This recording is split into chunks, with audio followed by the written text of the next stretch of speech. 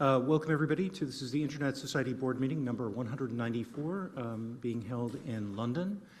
Our first order of business today is for me to extend a welcome both to those who are joining us online and to everybody who was able to join us today in person, and to ask if there's anybody who needs to declare a conflict of interest for today's proceedings. Seeing none, we're able to move forward to our next, and one of our most happy duties as a board is to welcome new chapters or SIGs. In this particular moment, we're very happy to be able to congratulate the rejuvenated chapter for Singapore. The resolution for that reads, resolved that the Internet Society Board of Trustees celebrates the rejuvenation of the Singapore chapter. And I believe we should do that by acclamation. So if you could join me in congratulating them. We really appreciate their making the effort to go through the rejuvenation, and we know we're joined in that by all the other chapters of the Internet Society. We're joined today by Olivier Crépin-Leblanc in person, and I believe Aragon chapter leader Jaime Marzuelo remotely, and Joseph Lorenzo Hall, who's the security portfolio lead for ISOC, for chapter insight session, which is going to explore the age verification question. This is obviously something that we as a board have discussed before, and it's great to have the insights of the chapters on this topic as we move forward into this. And I think I'm going to turn it over to Joe as the moderator. Joe. Welcome. Thank you very much. Good morning, trustees. Before we dive in, I wanted to quickly set the stage for this discussion. Today is not about making decisions or having a formal debate. It's a conversation. It's designed to inform you about the technical realities and regulatory developments happening on the ground right now around age verification. To maximize the time for open discussion, we sent all of you all a few pre-reads to give you background, and our guest experts here are each going to give crisp 3-minute framing statements answering the question, what is the most important thing the Internet Society Board should understand about age verification and how it's affecting your country from your point of view? After that, we'll dedicate the vast majority of our session to questions in a trustee-led conversation. We have a couple of questions in the hopper already. With that, let's get started. So here at the Internet Society, a core part of our philosophy is think global, act local. When we look at the massive wave of age verification and age assurance legislation sweeping the globe, that mantra has really never been more relevant. From a global perspective, the intent behind these laws is easy to understand. We all want to protect children from online harm and find ways to do that that are somewhat self-contained. However, the mechanisms proposed to enforce these kinds of protections frequently clash with the realities of how the internet really operates. We can see that left and right. And around the globe, we're seeing a real patchwork of mandates emerge at a staggering pace. It's almost impossible to keep up with, although our staff does a pretty good job and our chapters do too. As you saw in the memo that we circulated, the Internet Society has a pretty firm line here about protecting privacy, ensuring accessibility to all people, and preventing fragmentation, national boundaries based on ID checks. And more importantly, we absolutely cannot allow these mandates to become a pretext for weakening essential security tools like end-to-end encryption or VPNs. But as we said, the global principles are really only half the battle. The real friction happens at the local level. While we at ISOC HQ advocate for these guardrails internationally, our chapters are on the ground, navigating the immediate realities of politics, regulators, and even enforcement. To truly understand this issue, we have to zoom in from the global to the local. So today, we're going to look closely at Europe. Europe is a really fascinating and turbulent testing ground right now, as nearly every country in the EU is currently considering some form of social media ban. France has already advanced an under 15 ban to its Senate. Greece recently announced a ban for children under 15 that takes effect in 2027. Meanwhile, the European Commission is attempting to standardize this fragmented approach through pushing the European Digital Identity Wallet as a block-wide solution for age checks. And so we're seeing massive tension between top-down EU proposals and what individual countries are actually doing. So we're going to examine this today through the lenses of two active chapters dealing with two very different regulatory climates. First, Jaime Marcuelo of ISOC Aragon will outline the situation in Spain, where a really ambitious, high-profile political effort to ban social media for everyone under 16 is running into really interesting and fragmentary politics in Parliament. Then we'll hear from Olivier MJ Crepin-Lebon from the ISOC UK chapter. The UK is very much ground zero for this right now, as Olivier will tell us. The Online Safety Act is not just a proposal. Enforcement is live, fines are being issued, and the country is actively building a national digital identity infrastructure. Jaime, let me hand it over to you first to give the board a view from Spain.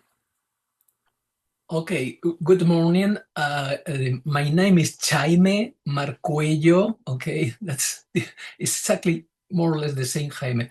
Well, I prepared a paper about this question and I read it. And if you have questions after, we can talk. The most important thing this board should understand about age verification in Spain is that we are witnessing a genuine and accelerating political commitment, but one whose ultimate impact remains deeply uncertain, caught between bold ambition and stubborn structural constraints. And let me begin with the problem itself, because the scale is striking. Research consistently shows that approximately 7 in 10 Spanish adolescents regularly consume adult content online, with first exposure typically occurring between the age of 9 and 11. Reported sexual offenses committed by minors have roughly doubled in recent years. These are not abstract statistics, they represent a documented public health and social harm that has rightly pushed digital child protection to the top of the national political agenda. But in this moment, the housing and economic crisis is really the principal problem in our society. So age verification is now is not important, okay, in the public social opinion. Spain's response has unfolded in several states. In July 2024, the government launched the Cartera Digital Beta, that means something like pocket digital pocket, a mobile application built on the European IDA2 digital identity framework, designed to allow adults to verify their age through an officially issued credential without transmitting excessive personal data. It was technically innovative, privacy respecting by design, and internationally noted. The ambition was real. Okay, this is real. Then in February this year, the Prime Minister Sanchez escalated significantly at the World Government Summit in Dubai, announcing a package of 5 measures: a mandatory ban on social media access for under 16s, personal criminal liability for platform executives who fail to remove illegal content, the criminalization of algorithmic amplification of hateful content, formal investigation into TikTok, Instagram, and Grok, and a coalition of European countries committed to coordinate digital regulation. More recently still, last week, the Minister of Justice, Felix Bolaños, last week, more or less, has announced that the government will approve at the beginning of May, or at the end of this month, a draft organic law on the civil protection on rights of honor and privacy, which will formally raise the minimum of age for social media access to 16 and submit this to the Parliament. This is no longer only executive rhetoric, it's entering the legislative process. But 3 points to argue. First, the direction of travel is clear and cross-party this broad ambition. Age verification and platform accountability are no longer fringe. Well, I am on time, no? But the idea is the debate is not whether or not, but how effective action can be implemented. This is a problem now in the government, and the Spanish Prime Minister is really precary. And the second, the technical jurisdictional challenge remain formidable. Platforms operating outside Spanish jurisdiction, tools like VPNs, global architecture, and so on. And third, perhaps the most critically, the political fragility of the governing coalition creates real uncertainty about the legislative delivery. Spain government has a document pattern of ambitious announcement and more limited durable achievement. Whether this organic law can pass through a parliament where the coalition commands no stable majority is genuinely the central open question.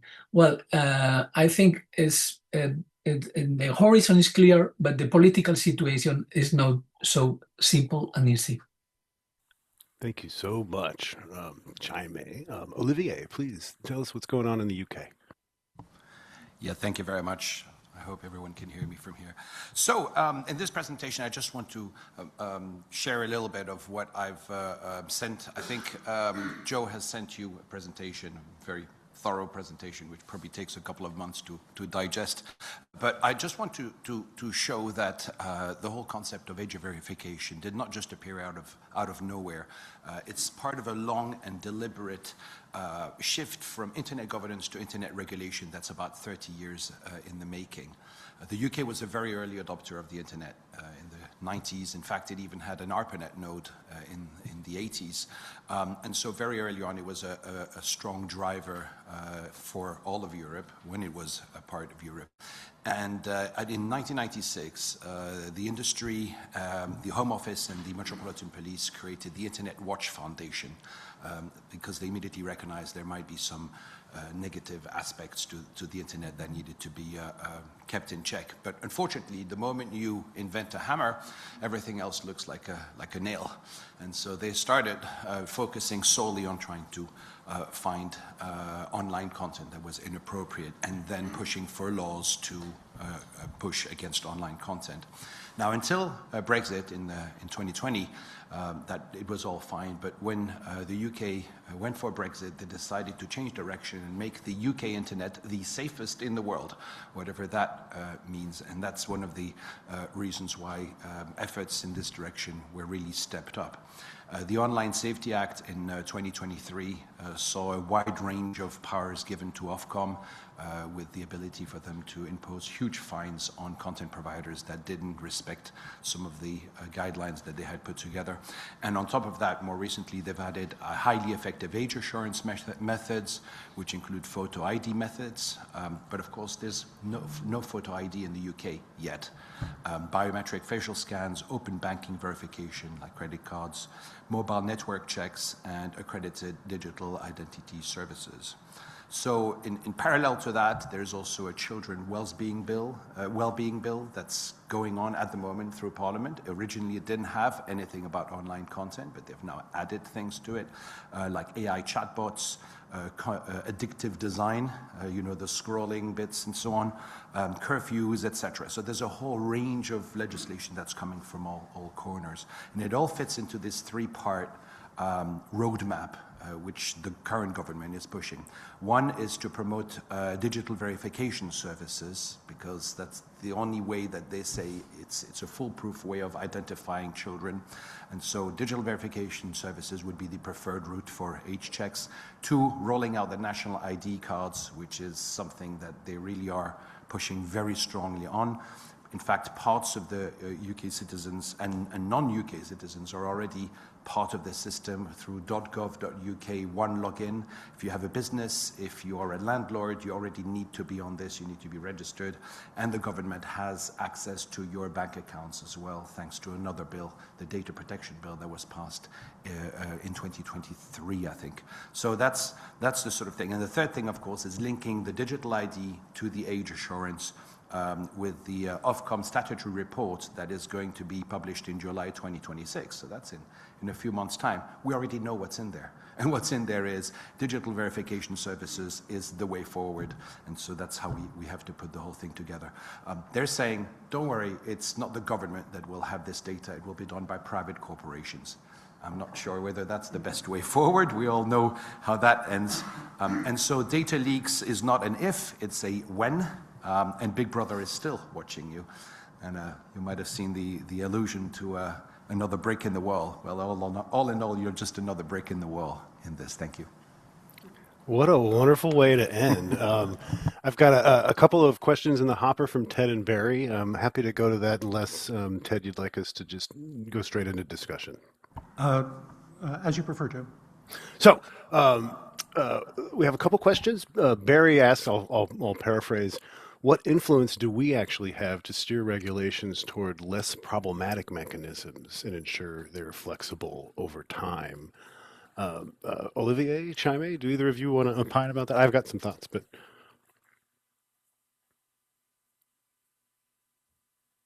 Chaime, you're muted. Well, sorry. When we prepared this meeting, I explained, Joe, that we have different political cultures, and in Spain is obvious that you need an identity card. This is a product of our history, the 20th century. The dictator Franco imposed that if you want to move in the country, you have an identity card. If you are British, are you working in our country and you don't have a passport or your ID, you will have problems. And so for this political culture is not so strained that you should be identified in any place to enter, for a bar, a disco, or even for a museum. So and if you translate or transport this logic to the internet and social media platforms, this is very important. But for us, this is not a big brother looking always, but it's true. I agree with Oliver that is another brick in the wall to build a new big brother. Well, no, a new no. It's to increase the big brother surveillance. No, I think this is the big problem. We are moving to a data capitalism system where the main income comes from the data. And if you can verify who is the owner of this data, then we can improve the system to explode this this new economical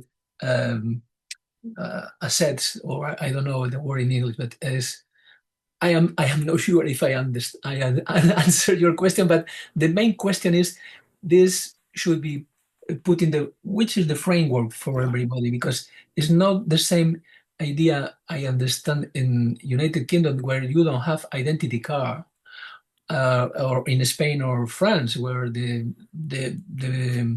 state and the political system is a parallel to the internet and technology. Yeah.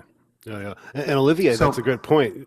Sorry. Yeah, the thrust of my question was, I understand the need to connect things to an identity card if that's what your country uses, but there are ways of processing that preserve the fact that you are of age to use this without preserving your identity in itself throughout the system. And the question that I had was, do we have the influence to explain why it's important to separate those pieces of information and to sort of steer the governments that are making these regulations to using the less invasive mechanism where the required information is passed on, but the stuff we don't need to pass on is preserved? Yeah, or is it hopeless? Is Spain just a lost cause in that regard? I don't know. Do you think so, Chaime, that it's inevitable? Well, your last number, what do you say? Is Barry? I don't understand your. Well, if I understand properly, it's clear that in our chapter, in our civil society, we are worried about how we'll implement the process, because we accept the identity card, okay, there's no discussion, but what happens when you do in the internet? Who will be checking all these process technically, and we can press or lobby to introduce the problem in the political sphere to say, hey, take care. It's not so simple to say, well, you put your finger here and then you confirm that you are you, and then you can go inside the social media. This is not so easy, Yeah. but we need to prepare something like to inform, to make Yeah. to teach Absolutely. to teach the political parties, and to explain, hey, take care, this is not so simple, this is not so easy, and there are many secondary effects in this, or seaside effects to the seaside, no, side effects to the, Absolutely. Yeah, yeah.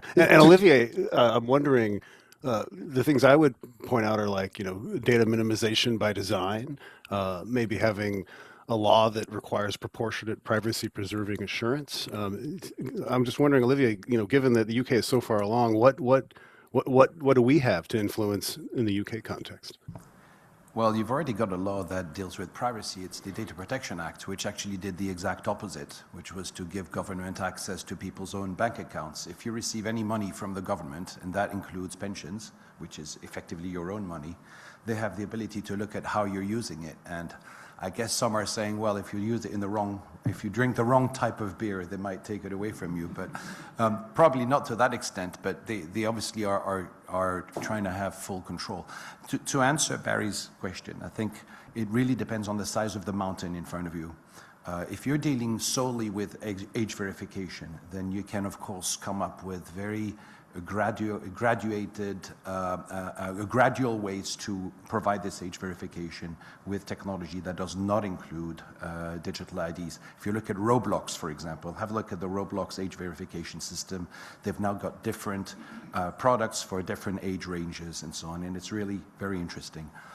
But if you're dealing with a more wholesome system, maybe not wholesome is probably not the way to call it, but a bigger system, such as what we've got in the UK, where even policing has changed. If any of you have walked around London, you'll see there's less police on the streets. There's more cameras. There's also facial recognition. So there are some parts of London, like around Oxford Street, where there are vans and so on that will check your face, check it against a database, and suddenly you'll have 6 people around you that will be in plain clothes and arrest you if you've got anything to your name. That's a very new system, a very new way of doing things, and that's how they want to integrate this. And they're saying, well, it's for the public interest. It actually is good for human rights, because human rights has to be good for the people. And if people pay less tax because it's cheaper to do this than do something else, surely that must be good. That's the problem we've got, and that in that case, if you come up with all your experience and expertise and technology as to how to do age verification in this context, you really are talking against, again, unfortunately, a brick wall.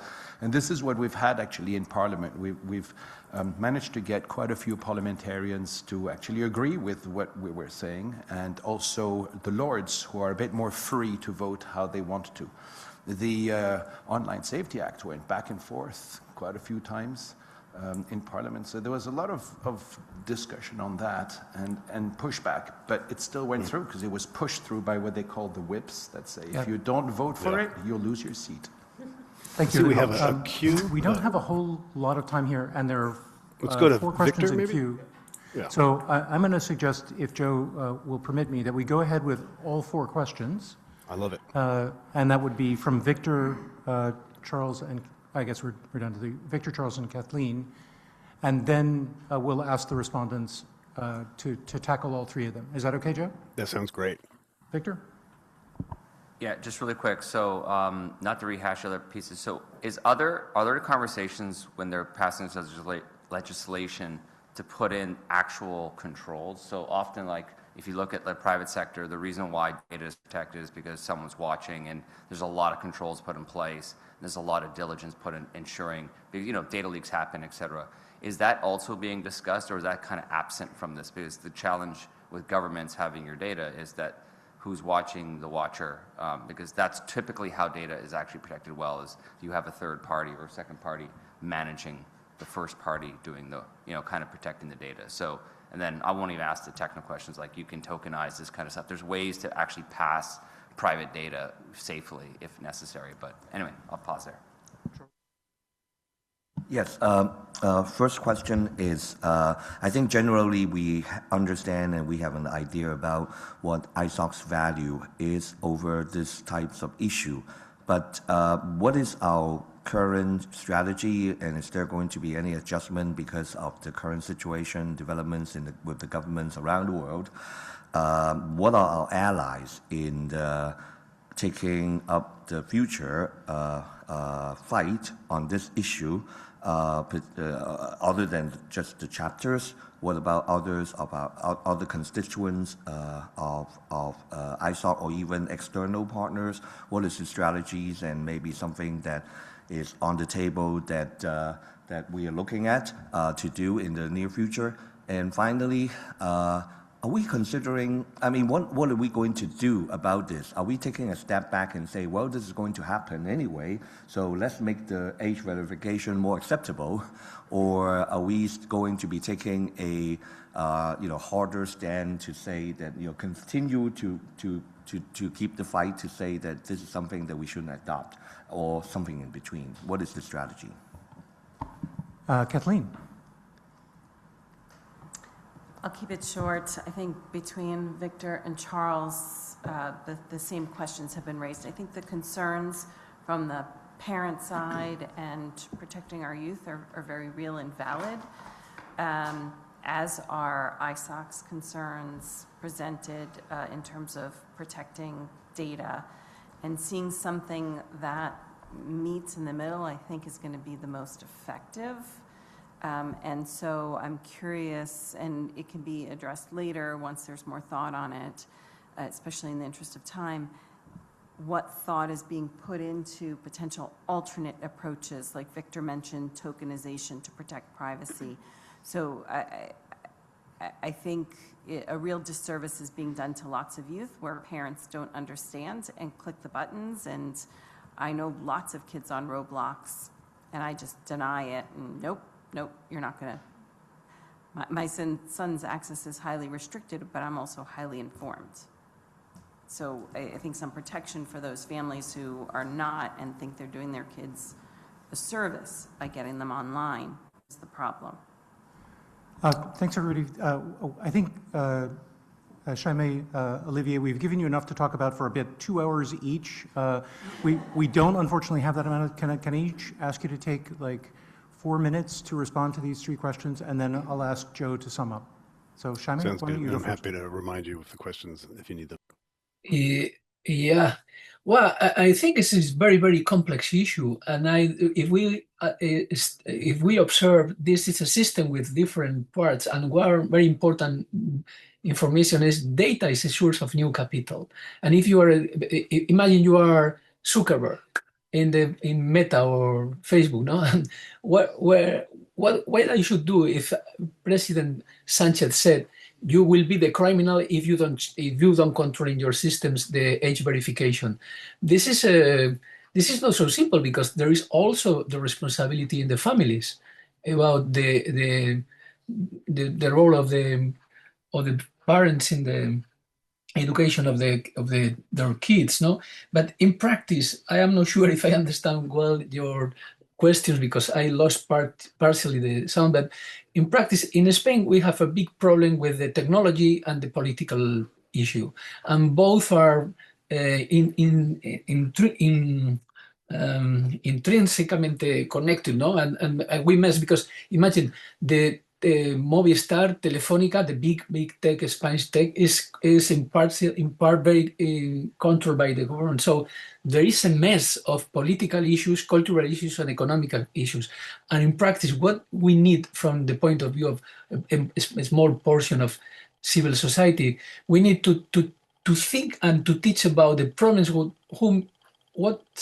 means that they check the age of your children if you don't are taking care of the watching system and observation. What happens with this data? It's a black box, no? It's a black system. You don't see nothing inside because we are outside. So is a big problem because at the same time we are talking about personal data, and our data, if it is free, you are the product. No, if you are going in so easily, probably something wrong is happened. And now we are in a second stage of this technological change, and with the IA, that something different will happen. But in the public opinion, this is not a real problem until your family suffers something like addiction, or because now there is a new complex issue is the social media creates a new type of addiction, psychological effects in the daily life. So I am not sure if I understand the first question. I am not sure if this answer served to answer your question, but in practice, we need to make more influence in the political parties, teaching what happens in these technological affairs.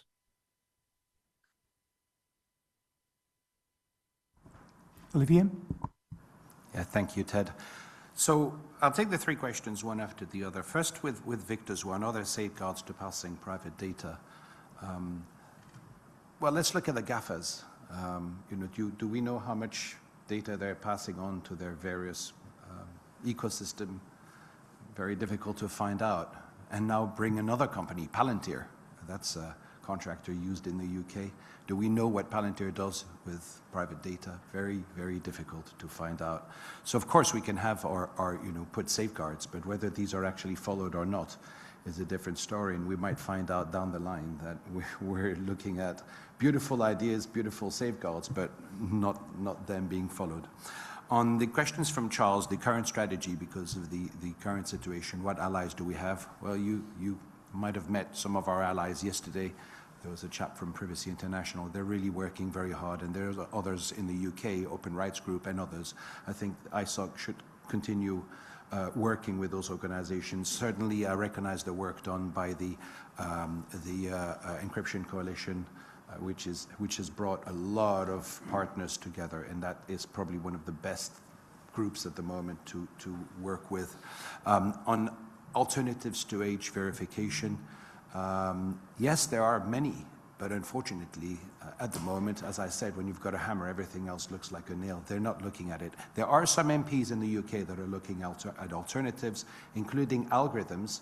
I mean, all these companies are able to they have our full profile. They profile all of us. They can certainly profile and find out from their knowledge who in the users are children, etc. So there's an enormous amount of work to be done in that, and I hope that the Internet Society could advocate for the alternatives, maybe even have a group that brainstorms other alternatives as well and come up with other ideas. And finally, is there enough thought being put into that, Kathleen? No. I don't think at the moment there is. And, many governments are being pushed by some contractors that have a turnkey solution, a silver bullet says, oh, we'll resolve all your problems, just sign a big multi-billion-dollar contract with us and we'll deal with it.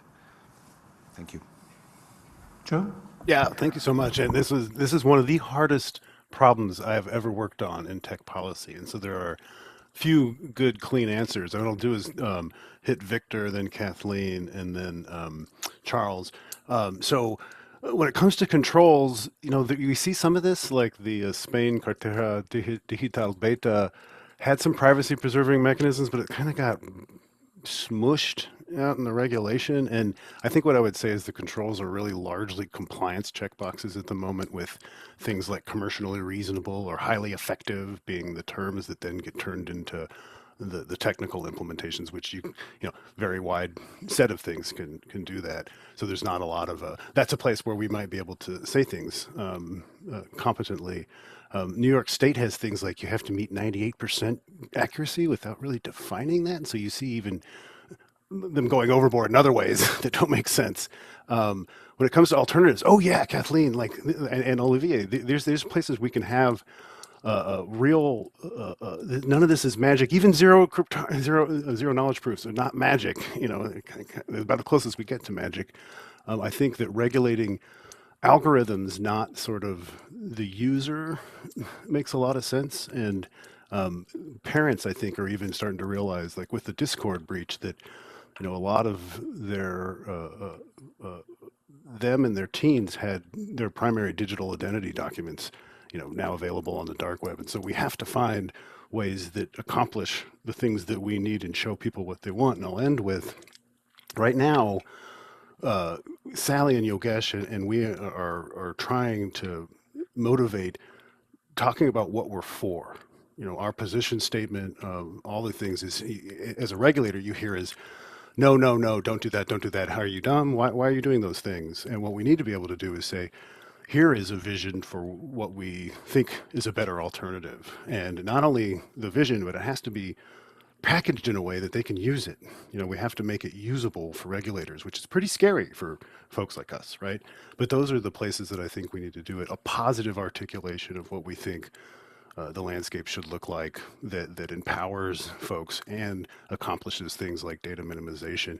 What are the technical tools we need to make that vision real? Where are the gaps in implementation? These are all things that we specialize at, that I think we can help forward the conversation and enable the ISOC community to have those raw materials to advocate at that local level, so that the global isn't such a mess. Thank you, Joe. And let me thank Jaime and Olivier for joining us today and sharing their insights into it. It's clear that this set of concerns is not going away anytime soon, but I think there are kind of three things I heard today that I want to bring the board's attention to.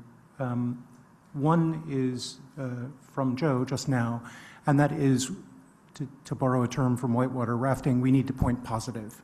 You don't show people where the rocks are, you show them the way through them. And to the extent that we can point positive here, we can have a much larger influence than if we keep telling people about the rocks. And I think the second is from Olivier, and that is, if you have a hammer, everything looks like a nail. We see a number of these things being sold as solutions, not because they actually solve the problem, but because that's the tool that's available to the regulator or to the industry. And I think age verification as a whole is looking at the problem from a very, very limited lens, rather than saying, let's attack these technologies which harm the users of the internet. Things like addictive behavior are not limited to people under 16. They affect all of us, and they particularly affect other vulnerable populations like elder users of the internet almost as much as they affect the young. Why are we not looking at the systems which are causing the harm rather than trying to limit who is harmed? And I think that's the piece from what Olivier says that we really need to take forward as we think about building a trustworthy internet as a major goal. And the last is something that Jaime said, which is you have to understand all these contexts are different. The mechanisms which are in use in Spain are built on a history in Spain which makes certain things acceptable, which would be completely unacceptable in other contexts. And I think the contrast here between the national ID of Spain and the national ID in the UK is a very, very strong one, and one that we as a board need to keep in mind. We need to be able to articulate the principles that point positive without presuming that they will be deployed in every context in the same way, because that think global but understand you have to act global keys that Joe started us with really comes into play in this, as in so many other of the challenges which face the internet. So thanks everybody for the discussion. I'm sorry that we didn't have a 2-day seminar on it. Yeah. I think we could have covered that amount of time, in no doubt, but hopefully the board and our community will continue to discuss and move forward as we go. Thanks again. Our next item of business is from Sally, who will start us off with her report. Thank you. Thank you very much, and thank you to Joe and our chapters for that conversation. I think it's really useful, and as Joe said, that this topic is really challenging to manage, and many of us approach it both from a personal as well as a professional level. And it's important, I think, as staff and as a community that we wrestle with these issues. I think, Kathleen, you referred to the tussle. This is definitely the tussle for sure. In your board documents, you have the report of the CEO. I'm happy to take questions on it and comments. A couple things I wanted to highlight. The board would have received late last month the 2025 annual report. I hope you had a chance to take a look at that. We're definitely into 2026 and we're looking ahead to 26, but it is a good moment as we close the books on 25, and say we'll refer to this later in our finance report as well, but to really take a moment and reflect on a very good year of performance for the organization. And that report also reflects year one of our 5-year strategy and our capability of pulling the metrics and the data together into a story that begins to tell the story of our impact in the world through data. And we're beginning that journey. Katie, of course, is helping to lead that for the Internet Society. But I just, as CEO, want to say that I'm immensely proud of the work of the staff, of the community, and of our partners in 2025, and I think and hope that the board sees that reflected in that report. So 2025 put us on a strong position for 2026. Our plans are clear. We begin the year with a clear direction in terms of our programmatic focus, the confidence that we can deliver, but also the agility to manage an environment that's complex and increasingly volatile. And I'm really proud of the leadership team here in helping us navigate from both a position of confidence, but also being responsive to the world around us. My focus and the team's focus over the last 3 months or Q1 was in 3 basic areas. The first was around external engagement. I've been bringing the board's attention to that, but this was something that the board really emphasized last year, was the importance of ISOC's visibility and influence in the internet ecosystem, and ensuring that we are positioned as a strong voice in support of the mission and the values of an open internet for everyone. It was a busy Q1 for the ISOC leadership and the staff, ensuring particularly a strong presence in the Asia-Pacific region, visiting and doing outreach at Apricot in February, and followed by the visit to India in March.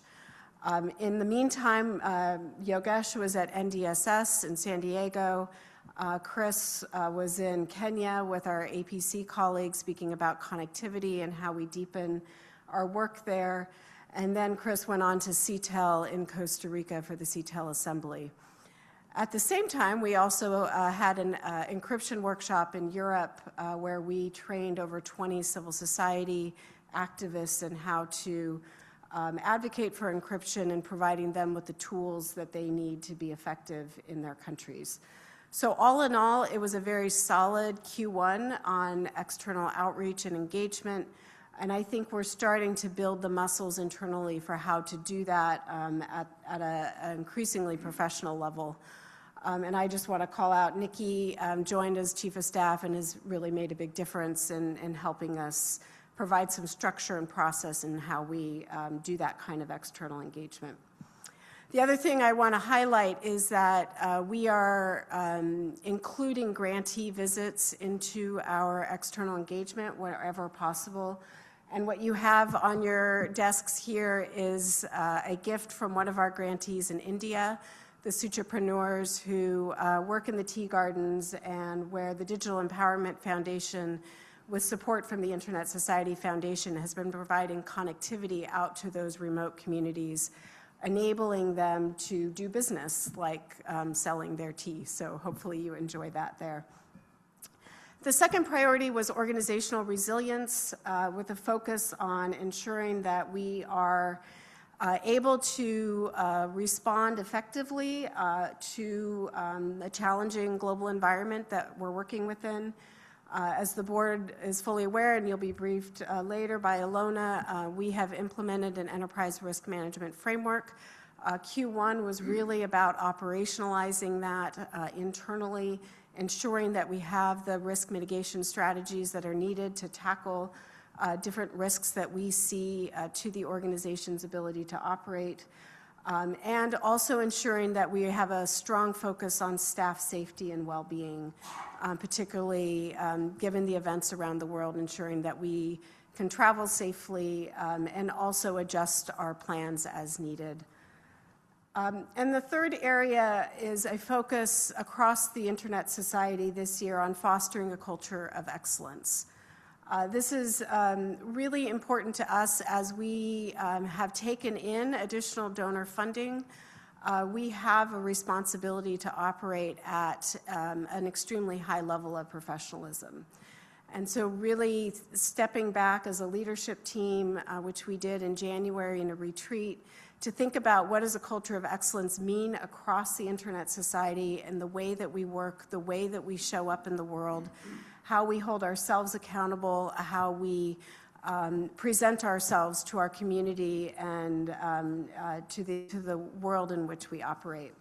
This is not about doing more. This is about doing what we said we were going to do with a high level of quality and delivery. And this is something that we see as a sustained commitment across the Internet Society over the coming year, but certainly beyond that as well. So with that is really what we focused on, or what I focused on in Q1. I'm happy to take any questions about that. I would also point you to the accessibility update, which is included as an annex to the CEO report. We continue to make progress in making our materials, our organization, our events as accessible as possible, working closely with the standing group on accessibility. And I'm really proud that the team continues to deliver some high quality results against those targets, and you'll see that reflected in the report. So with that, I am happy to take any comments or questions from the board. A couple of things on the accessibility that I noticed and wondered if you might comment on. One, on the funding. As you note, the board designated funds of $125,000 that were not used to date, but you were anticipating that the content development for the compliance and training modes will require the use of the funds. But I wanted to link that to the learning management system, leadership and disability leadership training and internet governance and disability rights. That seems like a very important piece of training, and the numbers of times it's already been offered just twice in 2026. Is it possible that we might be able to increase the number of trainings offered if the funding were present for that? Because that seems like the reach that we would be able to get for the work that's been done would increase for a relatively low amount of additional investment. Sure. So the first point on the development of the content, part of that is for internal-facing content for staff. So one of the things we need to do is train our own staff as part of our general compliance, and it will go into our compliance process on how to develop accessible materials and how to incorporate that into their daily work. And that is a place where we would probably tap into those board-designated funds to develop the internally-facing content. But to your point, there's the external-facing course that the standing group developed. I don't see any reason, I'm looking at Chris, but I don't see any reason why we couldn't expand the offerings of that. Do you? No. One of the things we need to address, and actually this came out of a conversation we had with the ISOC accessibility group when I was in IGF last year, is actually the comms as well as the training material. So we got a fantastic response that the training material was available. And it's not so much that our comms isn't accessible, it's actually making sure that we're reaching the spaces where people who have accessibility issues are, so that they are aware that the training is there. Making the content accessible is great, making that community aware that it's available so they can take the training is the next piece. So that's what we've been working on over the last 6 months or so that those comms channels are used in the best way. Caleb, did you have a? No, oh, sorry. Thank you very much. And I think it's a good idea to make the information about this more accessible. I did have one other quick intervention since I don't see anybody's cards up, and that's about the enterprise risk management framework. Obviously, there's also some work going on at the board to change how our committees are structured in order to make risk management a formal responsibility of the audit committee. And I wanted to then ask whether your feeling at this point is whether Ilona will continue to be the point person for going between the enterprise risk management group and the new board committee, or whether that will change with the new committee structure, in your opinion. I think it is our intent that Ilona will continue in that capacity. She's really pulled all the work streams together across the organization into that role, and so and she actually continues to develop professionally as a leader in that area. So I think that will continue to be her prerogative.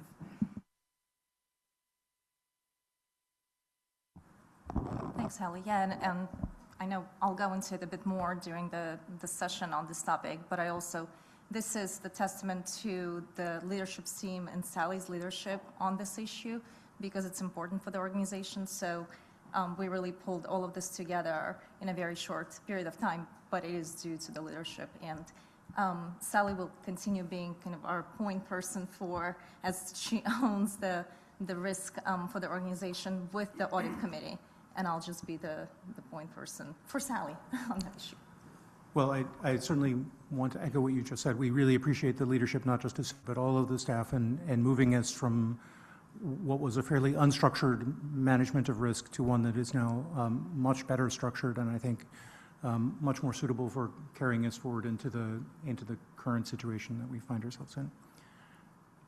Seeing no other questions from the board, I guess we're moving to Yogesh now. All right. Good morning, everybody. It's great to be in London. Good to see everybody again.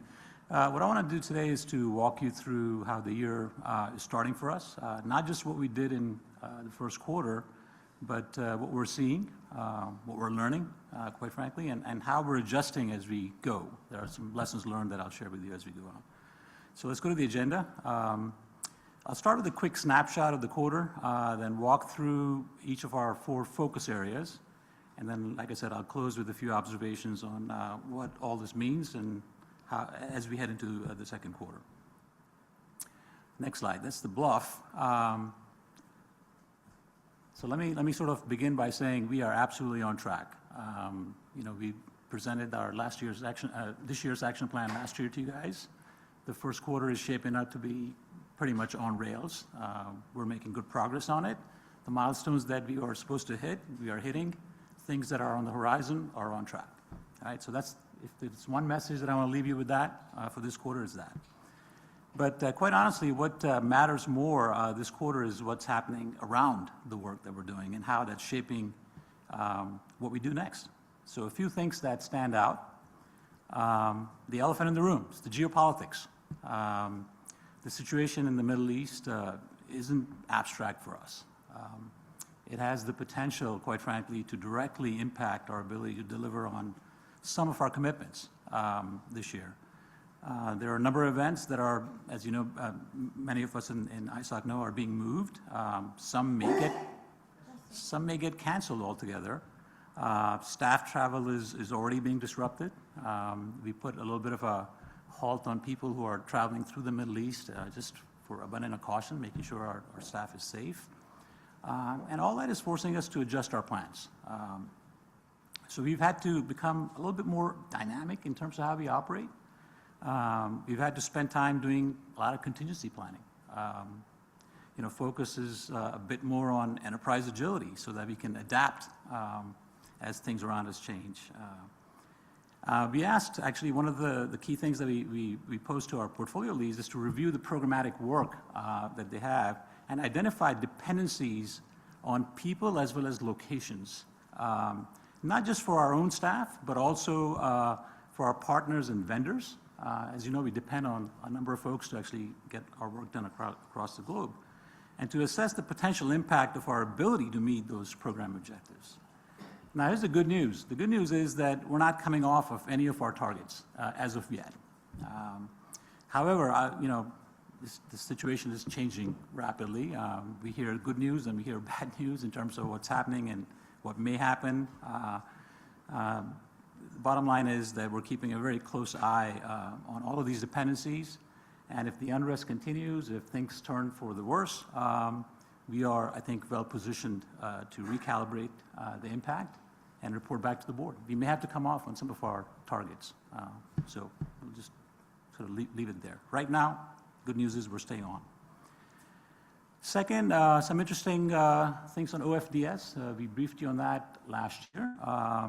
There's actually strong demand for it, but adoption is actually being slowed because many of our partners, they just don't have the capacity to implement it in their respective current budget cycles. We have to realize that these are regulatory bodies, and they think year-to-year budgets, and if they didn't earmark something for this year, it's not going to happen this year. So the lesson there is that we just can't advocate and push hard for it. We have to sort of enable them. And I'll touch a little bit more on that as we get to OFDS one more time later on. Third is NDSS. I think most everybody in this room knows about NDSS. Financially, I think we're absolutely fine. We're within our planned budget for hosting that event. We just had that back in February. I had the personal privilege of attending my first one. I wasn't here last February. And I came away with, what should I say, a lot of respect and appreciation for what NDSS is. It's a tremendous conference with a lot of technical data that's presented by some of the top researchers around the globe, quite frankly. But also there's a list of opportunities that, quite frankly, I think we've been leaving on the table. I'll talk a little bit more and walk through some of the ideas a bit later when I get to NDSS. But it is those opportunities that are really driving us to reimagine NDSS. I think we're going to elevate our game in the coming 2 or 3 years. Fourth, on a positive note, I think we're actually exceeding some of our targets in Q1. I said we're on track. It's good to be on track, but it's nice to be a little bit ahead.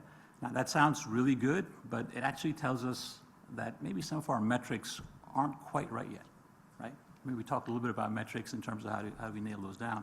I think we need to recalibrate them so they mean something on an annual basis.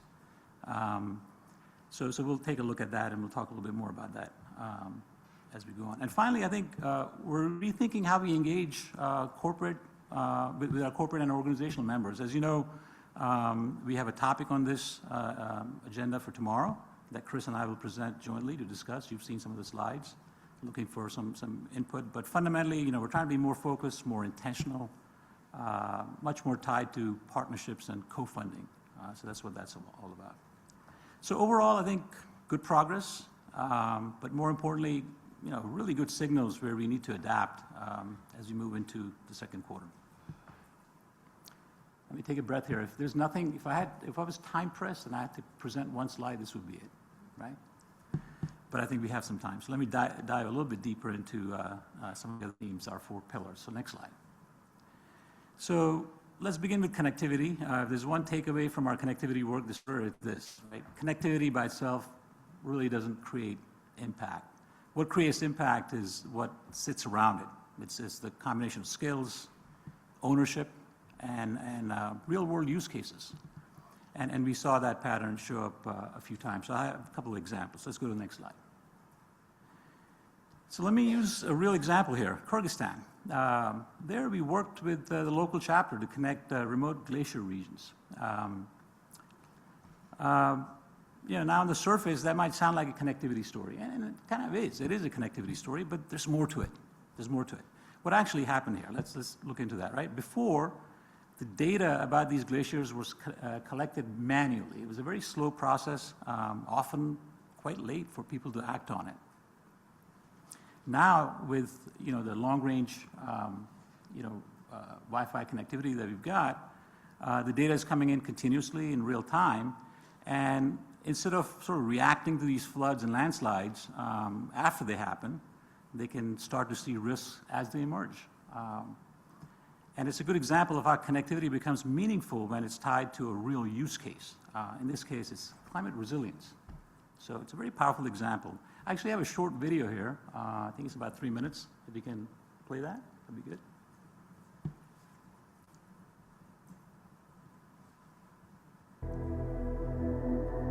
97% of the area of the Kyrgyzstan covered by mountains.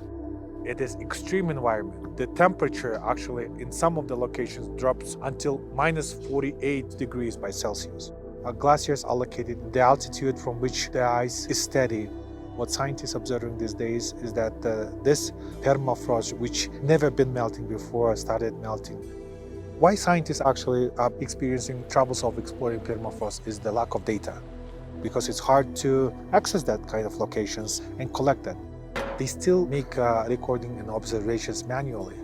Some scientists go to the specific sensors every 3 hours, 6 hours, making records and sharing that data like a week later upon they return back to the station. That means like delayed response to possible natural disasters. Climate change impact on mountain environment, glacial retreat, new glacial lakes, it impact on human lives, its economy, and also can kill people. The mission of the Internet Society, as well as Internet Society of Kyrgyzstan chapter, is connecting unconnected areas to focus our attention specifically on glacier monitoring. We are scaling up low and affordable sensors and frontier communication technologies such as LoRaWAN and transmitting data using the internet technology. Internet Society Kyrgyzstan chapter has done the foundational work of actually establishing communication connectivity to be able to have better information and data about how climate change is impacting the lives of the people living in this country. The key feature of the LoRaWAN technology is that they're collecting data from the meteorological as well as other climate-related sensors and transmits using traditional cellular network to the servers of the scientists. We are recording in real time and sending data like almost every 5 to 15 minutes. We are in front of Golubin Glacier, 3,000 meters above the sea. This technology is unique because it's 10 times cheaper and it's very good for the risk assessment. It will help farmers to plan crop production and for the irrigation also. We have a lot of projects in tourism. We build touristic clusters and ski resorts, and we need to know what we face in the future. Я думал, там поставить. Вот там, простреливайте. They could obtain the real-time model and be able to predict when certain natural disaster like glacier outburst would happen and conduct mitigation actions and prevent the possible human losses. We are public this information in our web portal and it's very open for population. It can improve time to response, decrease economic losses, infrastructure losses, and protect people's lives. Good. The funding from the ISAC Foundation helps going really to the remote locations and connect people and devices in a way that was not imaginable even 5 years ago. We provide data sets that would be useful to warn communities and keep them safe.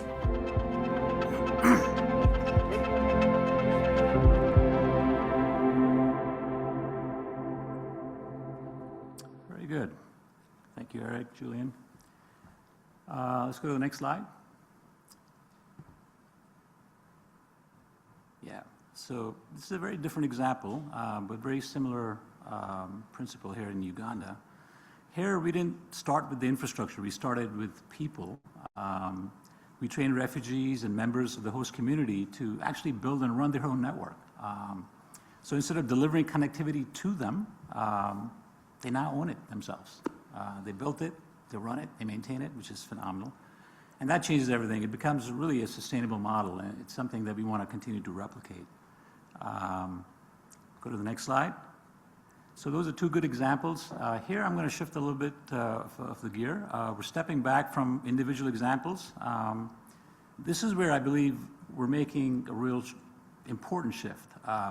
As you know, historically, for a significant portion of the work that we've done, we've been the direct implementers, right? We go in, we do the work. The problem with that model is it's really not scalable. We can only do so much. We rely on force multipliers, as you know, to actually get quite a bit of what we do. So what we've started doing is building a much more structured way to work through our partners. Not just loosely, but with real rigor around what their capabilities are, the quality of what they deliver, the accountability and outcomes, things that are important in-house to do everything that we do. We want to make sure our partners bring that to the table. And as we bring that rigor, we do that with partners having a seat at the table. We're not just telling them this is how it's going to be. We bring them and we have discussions. We're actually piloting this right now with one of our implementation partners right now. And it's going to be a good learning lesson to see how they react to it, and we'll just kind of replicate that and take that on other parts of the portfolio. What all this allows us to do is to extend our reach beyond what we could do ourselves, right? Now, over the last year, I think you've heard Sally and many of us talk about doubling our impact without necessarily increasing the size of our organization. This is really a good example of how we scale, how we need to scale our impact without scaling the organization in the same way, right? And if we have sidebar opportunities, I'd love to actually tell you a little bit more about that framework that we're using. All right, let's switch gears to the second pillar, which is our security portfolio. What we're trying to do here is to bring together a few different pieces that are often viewed disconnected. It's funding, it's talent, and it's a set of practical tools. Because the threat landscape is getting very, very complicated, as you know, and fragmented responses don't really work anymore. So go to the next slide. A good example of that is the Common Good Cyber Fund. We launched it with $3.5 million committed for this year. At the same time, we're running a global anti-scam initiative. What's different here is that we're not just funding activity. We're trying to connect the ecosystem. Funding organizations, sharing intelligence, and bringing people together. So our role is less about doing everything ourselves. We're really trying to act as a catalyst, enabling others. Go to the next slide. OTS Hub, you guys heard about that in the fall. That's the Online Trust and Safety Hub. It's another good example of how we're approaching this differently. This, as you know, didn't start as a technology project at all. It actually started with a lot of listening. That was last year's effort to just kind of talk to our community. We spent a good part of it talking to several members of our community and understanding what they actually need when it comes to scams and fraud and misinformation. And what we heard was pretty consistent. They don't want just more data thrown at them. They want more information. What they need is usable, accessible and trusted guidance, stuff that really helps them navigate the landscape that is increasingly more complex. So we translated that into a very detailed set of requirements. Then we stepped back and asked a very simple question. How do we actually deliver this in a way that works for people who actually need it the most? And that led us to a few key decisions. One, this has to work in low bandwidth requirements. As you saw in the examples and all that, these are not places that are highly connected or have high bandwidth. So it had to work in those environments. Second, it had to support multiple languages, including right to left, Arabic. That's critical. Not everybody speaks our 4 core languages around the globe. And 3, it has to be simple and intuitive to use. Right? The UI UX experience has to be very, very crisp. So when we look back and assess sort of the options, the build options, buy options, et cetera, it came down to really building something either custom or using a CMS, a content management system or a platform that was already there. Building is fun, but it can actually get you into a little bit of hot water. There's a lot of risk associated with that. So given those requirements and our internal expertise, the CMS path, specifically around WordPress, we have a lot of expertise in the company around WordPress. So that made the most sense. So we're going with that. What we're actually doing, which, going with something like a CMS is buying us cycles to devote where our energy really needs to be, which is on the UI UX. We had a consultant that we had hired last year. We brought her on as an employee. She's an expert in that UI UX area, and she's doing some wonderful work collaborating with the rest of the team. It has to be easy to use, like I said. It won't matter how good the content is if it's difficult, right? So we're aiming to have the alpha version of this ready sometime in June. That's our target. We want to get real feedback from the community and bring them along for the journey. And then move towards a full launch sometime in the fall, in September timeframe. That's our target. So again, this is less about building a platform.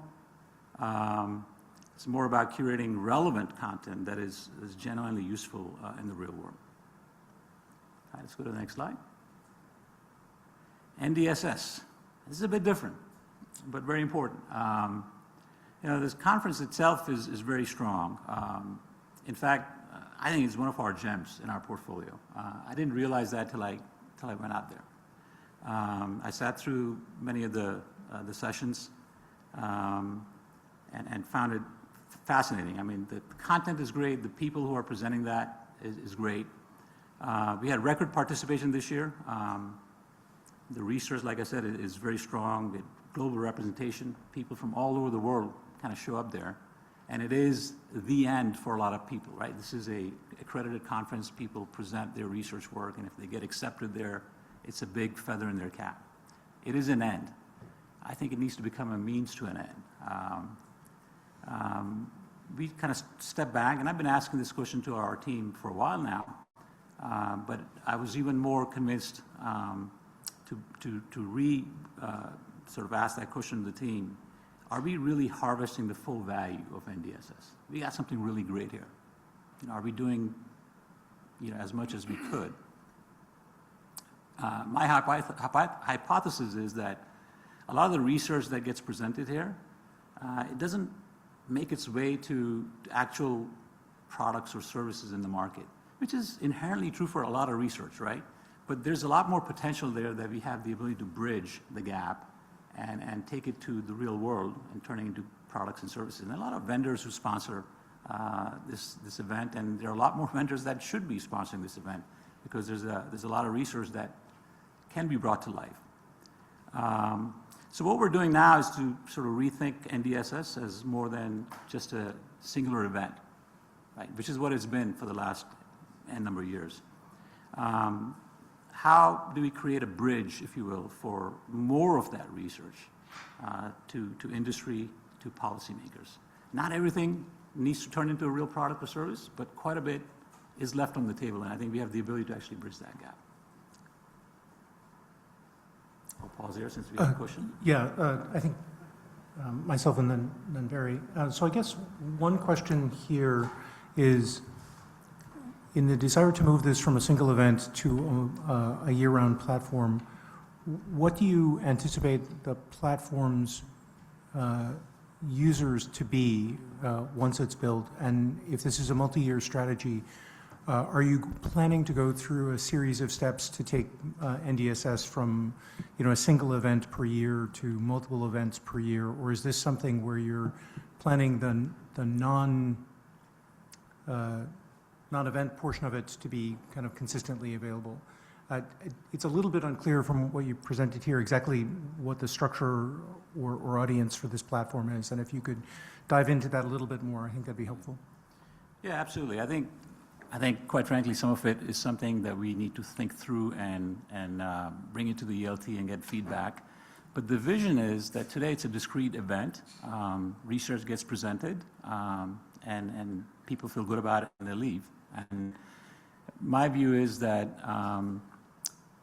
as we look at the funding side, there are a lot of sponsors that we get, and I talked to a bunch of them,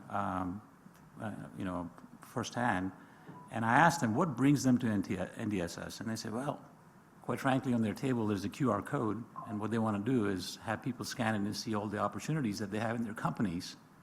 They're looking for a platform to actually map things that they are strategically interested in with talent that is working in that general space. It's not exactly 100% match, but people are doing research in areas that kind of connect. There's a Venn diagram. So I'm like, okay, there's an opportunity there. I talked to a bunch of other, well, two specific, I won't name names here, but two specific sponsors of ours who have specific strategic challenges that they would love to actually tap into the smarts that is there presenting by posing those challenges to them and have a group come up with alternative approaches to solve them. So if we created a platform with challenges in a sidebar room where they could come in a safe space and saying, this is kind of generally what strategically we're looking to go, you know, get some out-of-band channel established to get some ideas from this group. That's another approach that we're looking at. So some of these things have to be developed slowly. What I'm really conscious of is that we can't compromise the core of what this conference is all about today. If we do that, then we'll lose a lot of the audience. So it has to be that end game where people do feel really good about presenting their end research. But, you know, can it be a platform that allows our sponsors to search talent and map it to their problems? Can it be a platform where we can bring solutions by ideation? Those are some of the thoughts that we got floating around that we want to actually bring to life. Barry? Thanks. Definitely supporting everything that Yogesh just said. I've been going to NDSS for the last 12 years or so. And it's one thing that Yogesh didn't highlight is it's not just a good conference with technical papers on network security. It's one of the top 4 conferences on network security, the others being IEEE, ACM, and Usenix. So it's really, we definitely need to keep the core of it. What I'm seeing is that there are a lot of papers that are presented where 1 or 2 of the authors they were at a university, but now they're at Google or Ericsson or whatever it is. And so the companies are already using the NDSS research for recruiting, and highlighting that and extending that would be great. I see it as not multiple events, but an event that's the symposium, and then throughout the year just working with the community to keep the connections going and to reap the benefits in that way. So, okay.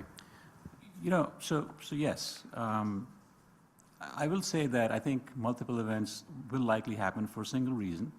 When we host it here in the US, we don't get the benefit of a lot of researchers from certain parts of the world, specifically China and the Far East. So I think this is, I can say this openly, the decision has been made that the next one is actually going to be outside the US. We're not doing it in San Diego anymore for a variety of reasons, that being one of the key ones, plus San Diego is expensive as heck, right?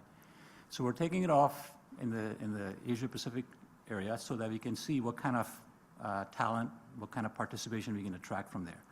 Having said that, taking it outside the US also prevents a lot of the folks who are studying here in the US, they may not be able to travel given the situation that's happening in the US, right? So just for that reason, I think we want to have at least 2, if not more, because we want to not lose that crowd because we're taking it outside the US, right? So that's kind of a little bit of the thought process on that front. Yeah, highlighting that, I'd say roughly half the papers come from the US and half the papers come from China, and then a trickle from other places. But it's a little misleading because about half the US papers are actually Chinese authors who are studying in the US.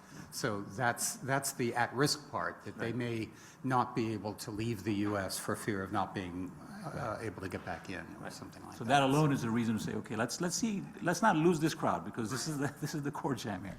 So we're trying to walk a fine line here. Sagarika.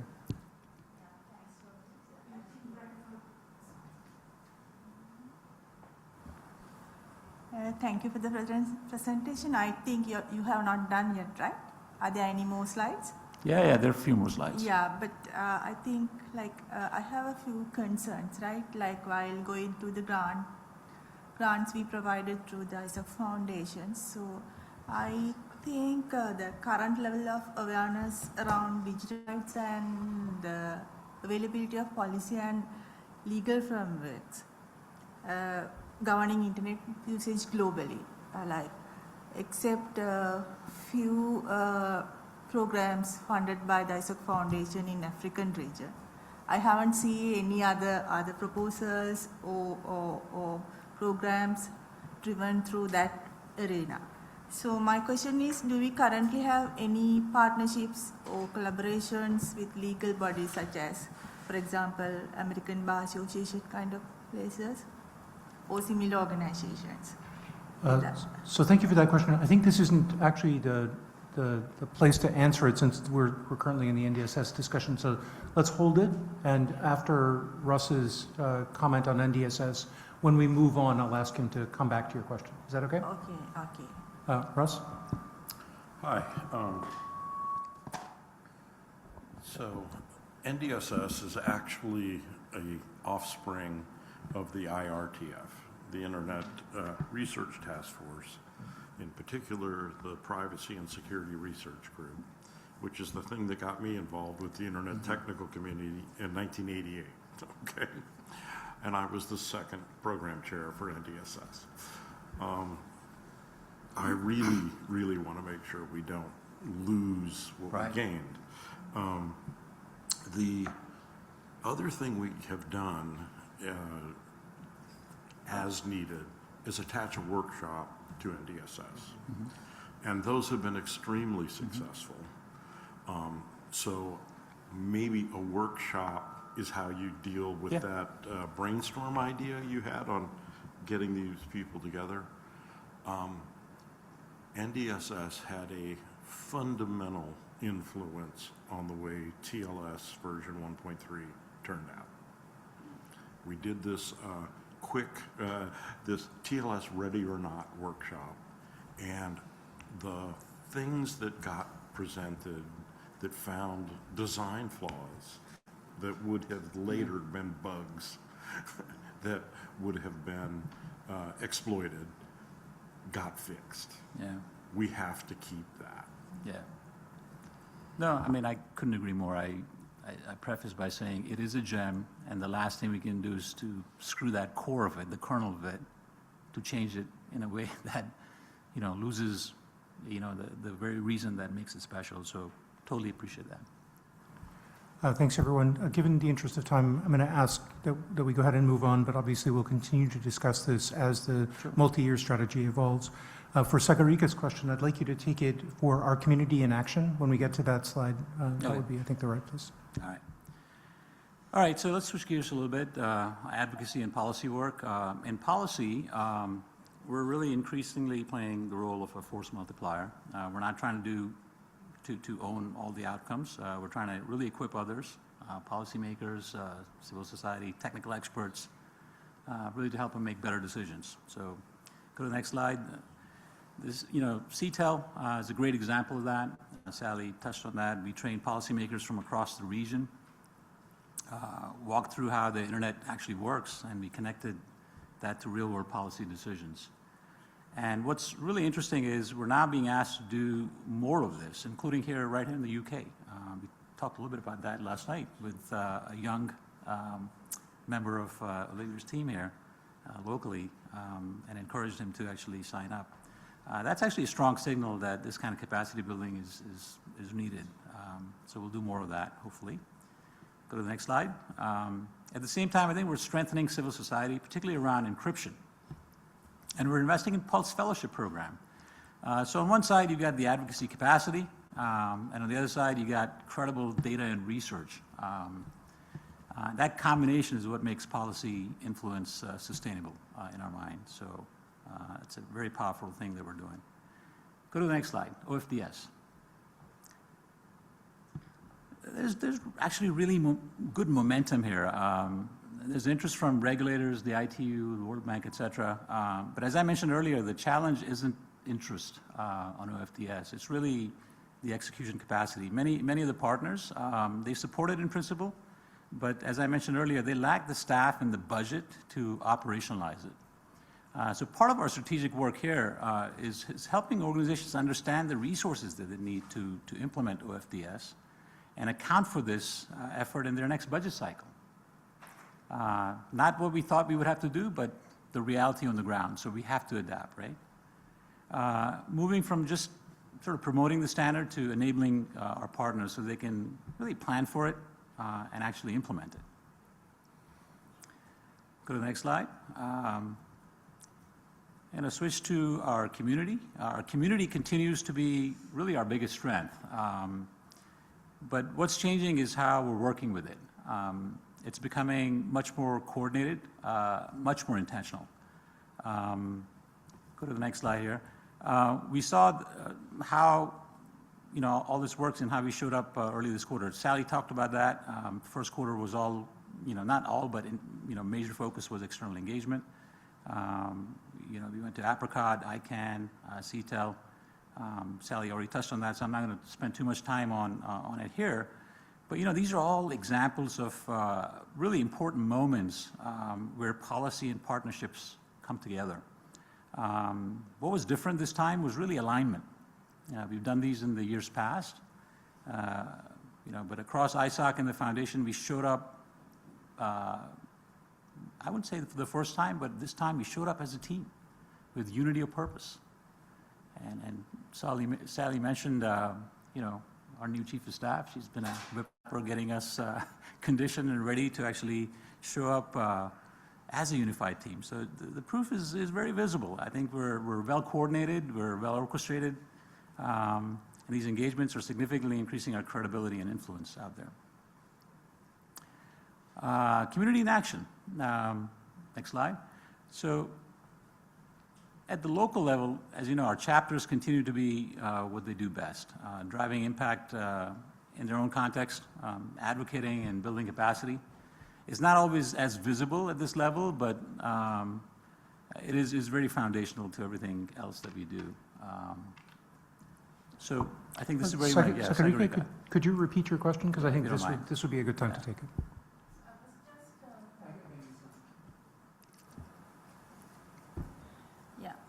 I'm just concerning about the current level of awareness of digital rights and the availability of policies in legal framework governing the internet usage globally. So aside from the few initiatives by the Internet Society Foundation in the parts of Africa, I think Benin and Zimbabwe, somewhere like that.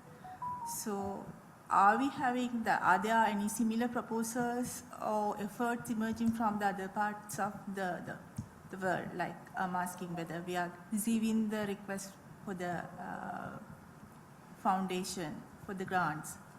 And also if we don't, do we currently have any particular partnerships or collaborations with the legal bodies, such as bar associations, or similar organizations? Yeah. If so, are we planning to develop a long-term strategy to engage advocates or trained professionals in this area?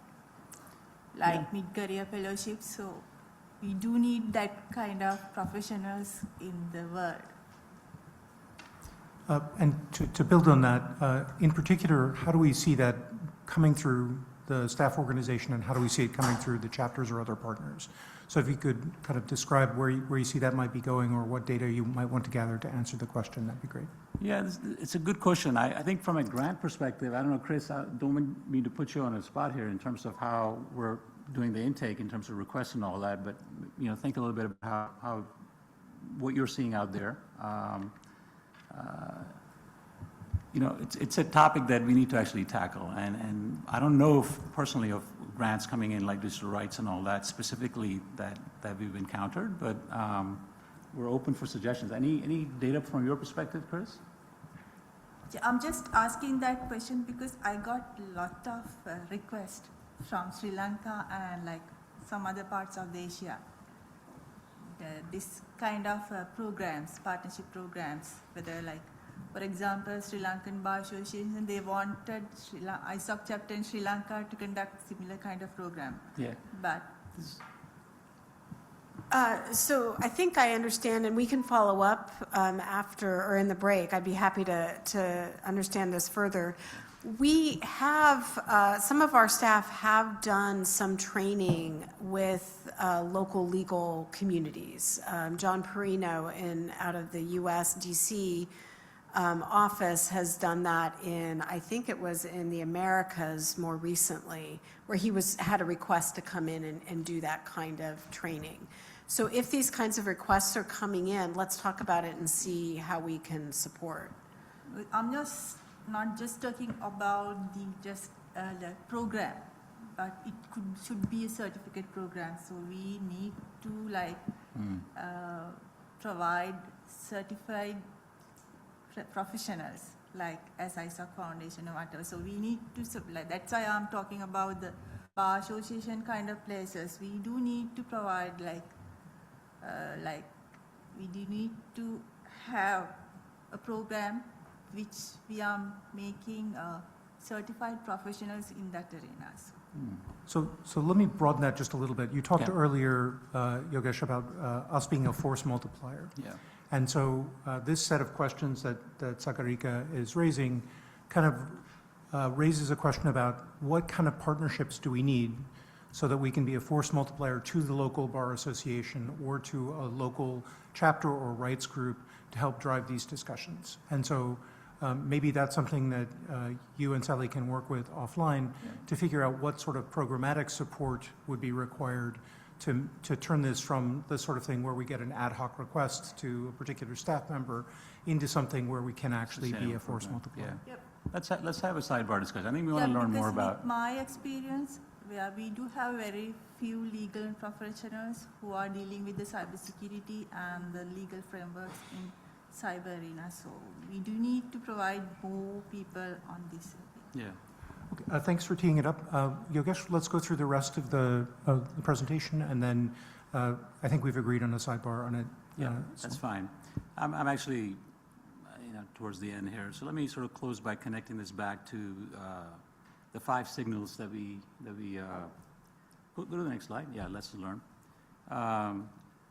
5 signals that we started with, geopolitics, partner capacity, NDSS, metrics, and member strategy. I think if you look at all those things, they really roll up to sort of 3 fundamental takeaways. First is that the demand is quite strong. You see it in the programs exceeding targets, in growing interest in OFDS, and in deeper partner engagement. So the question really isn't about demand, it's how we scale as an organization to meet it. Second, I think we're shifting how we operate. Partner capacity constraints are very real, so we have to adapt and enable them. Our evolving member strategy, we'll certainly discuss that tomorrow and get a lot of your input. And of course, the NDSS pivot that I talked about. So these are all pointing in the same direction, from doing more ourselves to enabling others to scale with us. And then the third one is focus. Focus really matters, right?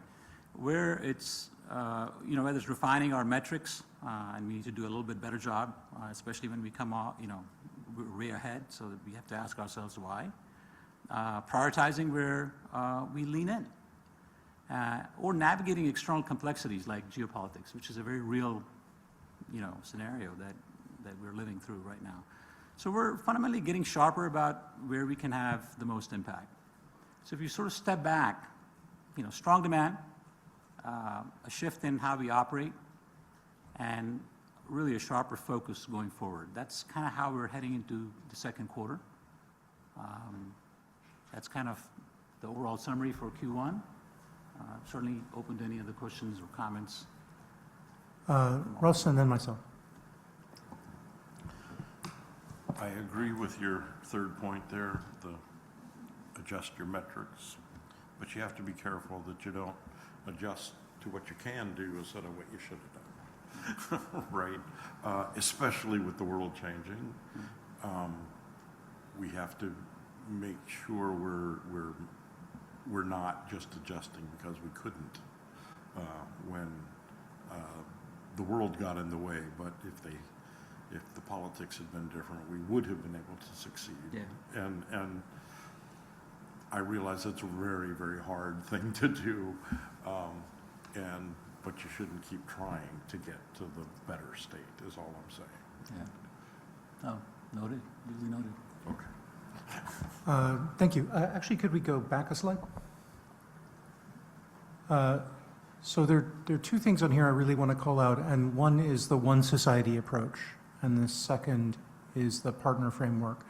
I think we actually have three things that we have to look at here when we're building communities to tackle a particular problem. One is the set of partners we have within the society, the organizational members, the chapters, the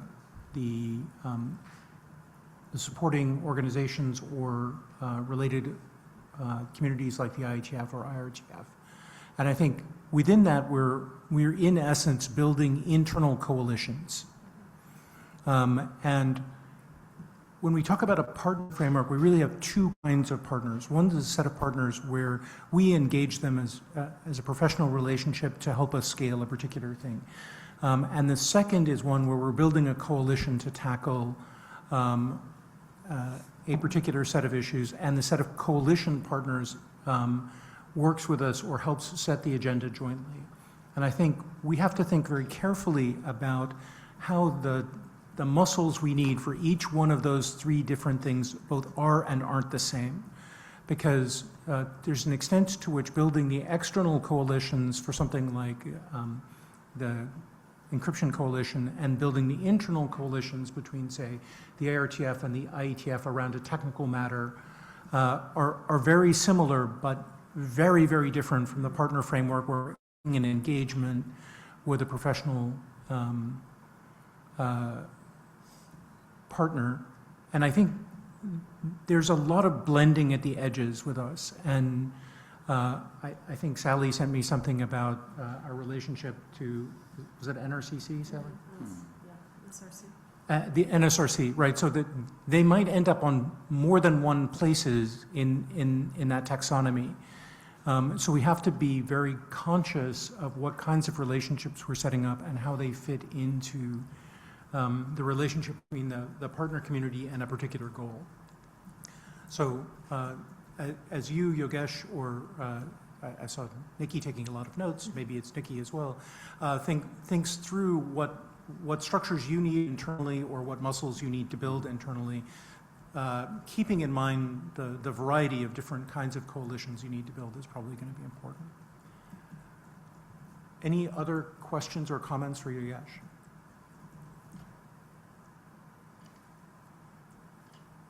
Seeing none, we're going to take a short break here, and when we return, we'll be in executive session. Cool.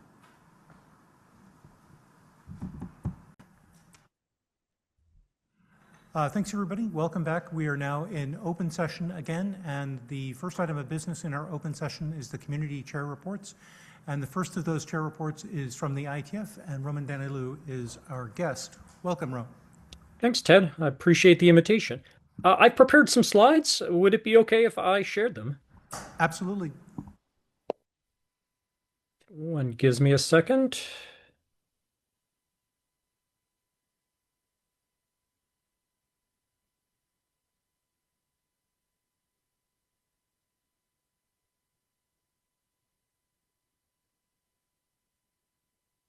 Hopefully those slides are showing up. We can see them in the room, at least. Okay, I will do a high-risk maneuver and full screen them, and hopefully they are still there. Yes. Okay, perfect. Should I get started then, Ted? Please do. Lovely. So I just wanted to open with a deep kind of appreciation. Thanks again for inviting me back. I very much enjoyed giving these updates on the work that the IETF is doing to the board and the overall community that's watching this distribution. And I kind of want to give you a subsequent update since we last talked in November in Montreal. I'm sure almost everyone is aware, but I'm just going to repeat for those new to some of this material that the Internet Engineering Task Force, the IETF, focuses on making open internet standards. And what that really means is that we work on standards that allow different devices, applications, services to interoperate across all of the different networks that are composed together to make the internet. Our novel approach to doing that is that we do so through an open and transparent process that's bottom up through consensus building of our broad multi-stakeholder participants. One other thing about how the IETF makes those kind of standards is that we don't specify in end-to-end applications or end-to-end digital public infrastructures. We make the building blocks, and those innovators in industry, in civil society, and governments that want to bring the services to their constituents take our standards and those of many other standards organizations, in addition to their own innovation, and combine that for capability to their constituency. And lastly, I just wanted to highlight that we judge our success in the IETF based on voluntary adoption of the standards. There's no mandate to use the standards that we specify. As I alluded to, we have deep partnerships with lots of other standards organizations like W3C, OASIS, the ITU, IEEE, 3GPP. But our core area of expertise is that visual depiction kind of you see in the middle in color. We focus on how to move packets across different link layers. How do you interconnect the networks together? How do you get paths that are end-to-end?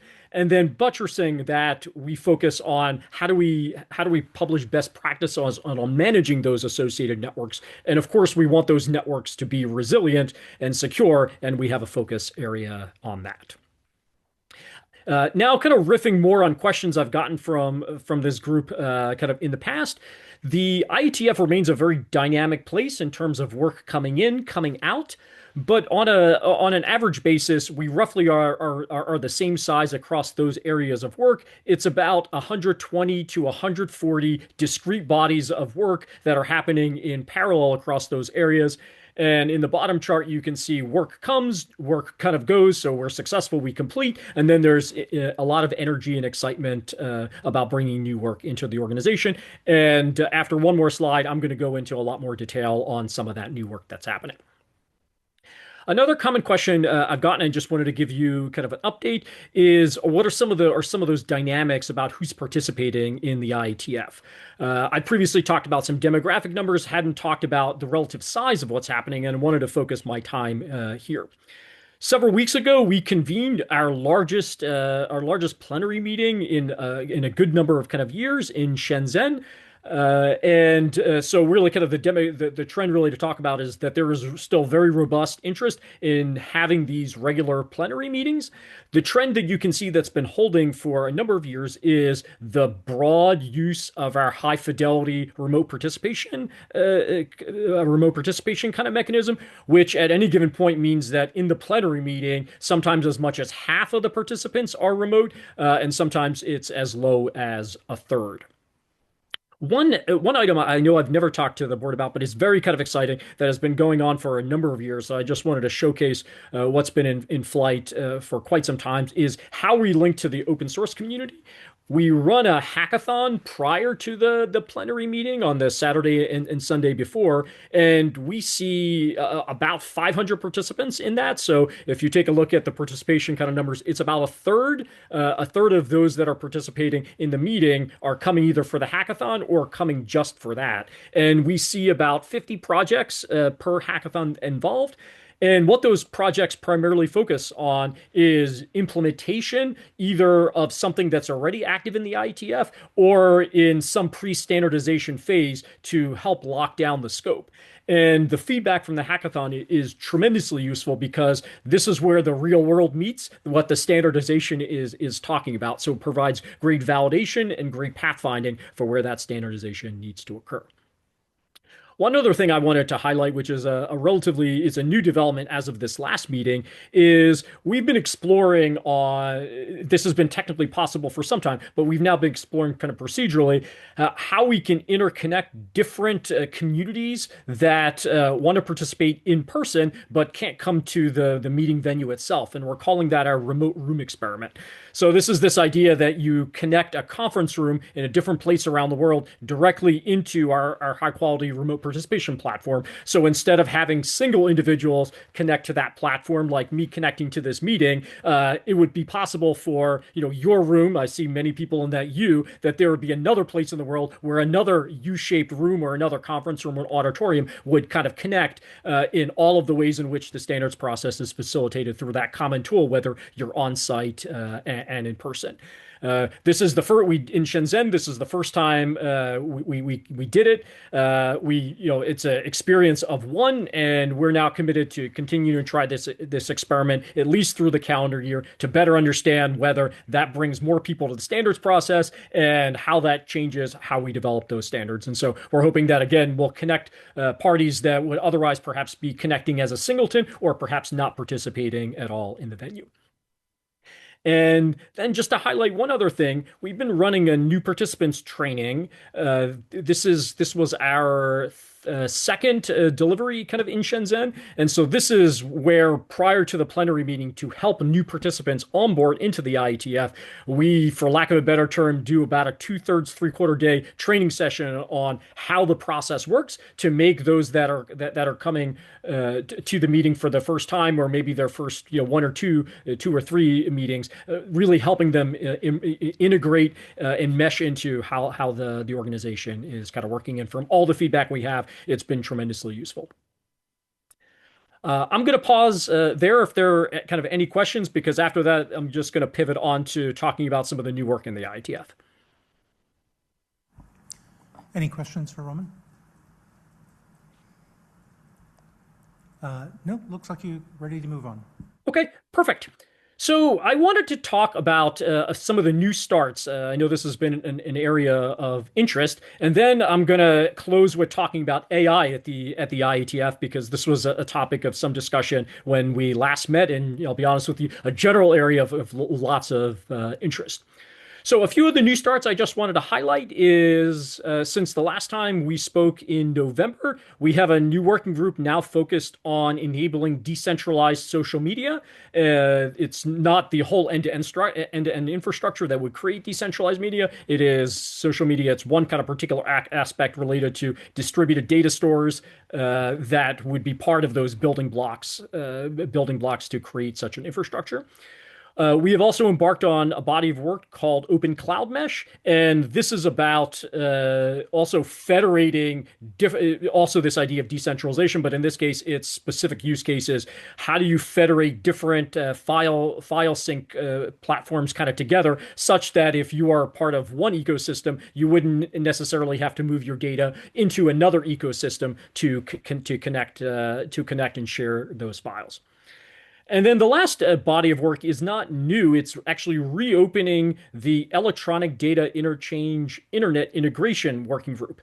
Almost 20 years ago, the IETF specified a business-to-business protocol that had lots of different dimensions. The most popular version of that was known as AS2, and this was broadly adopted by many thousands of companies in their supply chain to let them automate kind of business processing kind of messages. And that community of interest, having seen very broad kind of adoption, has come back to the IETF to say, yes, but we now need to modernize it for all sorts of new kind of requirements, bring it up to code relative to kind of security kind of matters and more modern data formats. And so that work saw very kind of broad success, has broad kind of adoption, and that community has come back and said, we need to think about interoperability for the future version of this. So this is just kicked off. And in pre-standardization, we held 2 BOFs in Shenzhen. One was focused on how to better abstract data models related to managing network kind of items. And so this is a future evolution of how Yang models will work. And then lastly, there was a BOF around coordinating what's called agent-to-agent protocols for AI, and I'm going to talk a lot more about that. So the next thing I want to spend the bulk of my time on is what's the focus of work of AI in the IETF. So there's really 4 areas we're focusing on. First is what we call networking for AI, which is what needs to happen to enable these AI-enabled workflows. There's AI for networking, which is how can we enhance network operations through the use of artificial intelligence.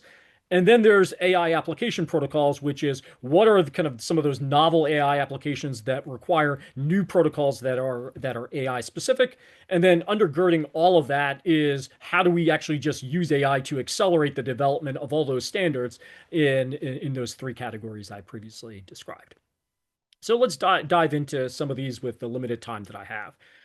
So in networking for AI, as I said, this is about ensuring that there is infrastructure that supports the novel kind of workloads that exist for AI, primarily around training and inference.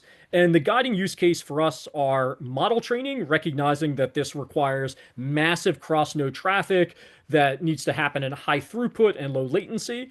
And then also, how do we scale those inferences out to all of the different classes of devices that want to benefit from this, from the different kind of services that are provided? And the primary drivers there are how do you get low latency and efficient connections to those end nodes, and to what degree is interoperability required for the presentation of those inferences. Our investment has been in three areas. First, it's been around improving how things are happening inside the data center, so traffic engineering protocol and congestion control protocols. So if you're kind of interested in some of those advancements, there are hyperlinks for all the different working groups in which it's happening. It's probably fair to say that many of the working groups there that are working on traffic engineering, congestion control, that the specific approaches they're defining are not necessarily AI specific, but speaking to other kind of topologies, they happen to be being pushed and championed to accelerate for AI use though in the data center. The tremendous energy consumption of the kind of AI systems has kind of driven a renewed interest in energy efficiency in the data center. And we have some preliminary working group activity around that in the green working group, which is kind of focused on measuring the scale kind of the problem that would feed an orchestration to potentially take action based on that. And then there's been a long-running investment in how do you get things out to the edge in low latency with good resiliency, and this is the quick and the mask working groups. A subset of this networking for AI is the security kind of aspects, and the kind of the key guiding use cases there are around how do you appropriately authenticate the AI APIs? How do you do these inferences in a privacy-preserving kind of fashion? How do you train in a more privacy-preserving kind of fashion? And then what would be some of these architectures to connect these agentic kind of systems, so agent to agent? There's a tremendous amount of interest for these AI workloads in a working group called Whimsy, because there's an overall industry recognition that all of the work that's been done on identity has been focused on binding it to human, but when you have to machine kind of communication, that all the different kind of constraints and assumptions don't necessarily exist, and so more refinement is needed for that. There's also because some basic primitives on how HTTP applications kind of are built that are being focused on by OHI. And as we think about privacy preserving applications of AI and federated machine learning, things like how do I have privacy preserving aggregation of said training and said inferences, and we're focused on the lower level components of that in the PPM working group. We've already seen so one of the transitions, broad transitions to kind of adoption focused on AI that I wanted to highlight here is the work done on oblivious HTTP. So this is a very specific profile of web applications, which instead of having the client directly communicate with the server, with the content, they are disconnected for specialized applications through a privacy providing relay that acts as a third party. And this allows you to decouple, who you are with what you're sending. And back to the idea of AI, this has seen actually quite significant adoption on edge AI services. This is the core of how some of the privacy preserving properties, for those that may perhaps have some awareness of how Apple uses its Apple Intelligence product or its enhanced visual search, it directly relies on this oblivious HTTP approach. And also how Meta does its privacy processing for WhatsApp, where it's unable to see the content using a combination of trusted execution environments, and the oblivious HTTP is the networking component of that privacy preserving technology. This, of course, is not necessarily just an AI-focused technology. There is also kind of use in other cases. We've seen pickup of this in doing privacy-preserving application telemetry from open source projects like Firefox, and also civil society activities like Horizontal's Tela. And then in kind of shifting gears a little bit, we also are doing work in AI for networking. And this is the idea of how do I optimize the network through AI? With standardization activity, we're actually only in early stages here where parties are bringing work. There is a lot more work in the broader IETF in the Internet Research Task Force, which has a research group that is focused, that is growing a focus on how AI can change how networking occurs. And one of the big steps to bring the community together to figure out where work needs to be done is that at the end of this past of last year in 2025, they actually held a workshop on some of these challenges. So I will close, realizing I am almost out of time, that the third area of focus for us is on these novel application protocols that are specific to AI. The IETF is focused on the authentication challenges, the discovery, how does an agent know that there's another agent it could be working with, and what would be some of those interoperable models that need to occur.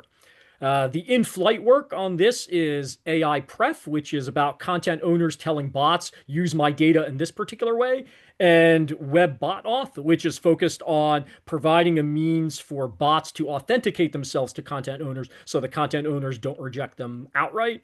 And the pre-standardization work coming out of the Shenzhen meeting is there's a BOF that proposed lots of different kind of new directions, and it would be premature for me to say which one the IETF is going to select. But there's a couple of proposals for what the IETF should kind of onboard, and there's a robust discussion, as with everything in the IETF, on a mailing list, and I have a link there. So if these are topics of interest to you, I really would welcome you to hit those last two links that you see on the screen. So that's all I have. So I just wanted to open the floor if there are any kind of questions. And again, a huge kind of thank you for the continued and generous support of the Internet Society to the IETF. Thank you, Roman. Barry, I think you have the first question. Okay. Hi, Roman. Hey, Barry. I wanted to go focus a little bit on the security aspects. For those who don't know, Roman got his IETF chair role coming from the security area, so near and dear to your heart. Always the third Sec AD, Barry. In my work with anti-abuse stuff and AI, we've sort of identified three aspects of that. One that you covered already, which is protecting the AI itself from being abused. But the other two are the use of AI to create abuse and how to protect the network from that, and the potential for AI to be used to detect and mitigate abuse, which could, from the IETF point of view, involve applicability statements about existing protocols or some research, perhaps, in good use of AI for that. Can you say anything about work that's being proposed in those areas? I am not so the phenomenology you're describing, of course, makes kind of total sense about how that might impact kind of standards and what's happening kind of in the industry. As far as I am aware, we don't have any active mailing lists that would be in the pre-standardization phase of focusing on how would we evolve our existing protocols to defend against AI-oriented attacks, or how we might change our best practices because we have an AI kind of component. I mean, we would welcome that. To my knowledge, there's nothing active in that area. Okay, thanks. Yogesh. Roman, good to see you. I just As go well. back to your early slide where you talked about the remote room. I think you're referring to the one that you did in Japan, correct? That's right. It was in Tokyo. Yeah, so that's for plenary sessions. Do you have any plans? I suspect a lot of your substantive work gets done outside the plenary sessions. Do you have any plans to extend that model to beyond plenary? If you do, we sure as heck would love to learn a little bit about that experience. Yeah, sure. I mean, I'd be happy to talk to you kind of offline. For the non-plenary meetings, the overwhelming majority, and by that I mean there's probably a handful of counter kind of examples, almost all of the non-plenary work is done purely virtual. So we typically use just the pure virtual kind of approach there. The ones that aren't virtual are almost all hybrid. So yes. Those who might not have enough people in one location to create this sort of locus of activity to interact with the main one. But a recent example that was hybrid, for example, was the recent AI Pref meeting in Toronto, But there was robust remote participation. It just wasn't in dedicated meeting rooms. It was people working from their workstations or their normal places of business. Well, just, this is not lack of understanding on IETF, the workings of it. Is most of it asynchronous or done actually synchronously? The remote Most stuff? of it's asynchronous. Asynchronous, right. Yeah, so Just mailing curious. lists are the kind of the baseline, but The particular point of the room in Tokyo for the Shenzhen meeting was to get people roughly in the same time zone. And most things, we don't have that aspect. So. looks like I have Victor and Charles. I'm not sure in what order because I was looking around. Charles, you go first. Okay. Yeah. Hi, Roman. I'm Charles. Charles.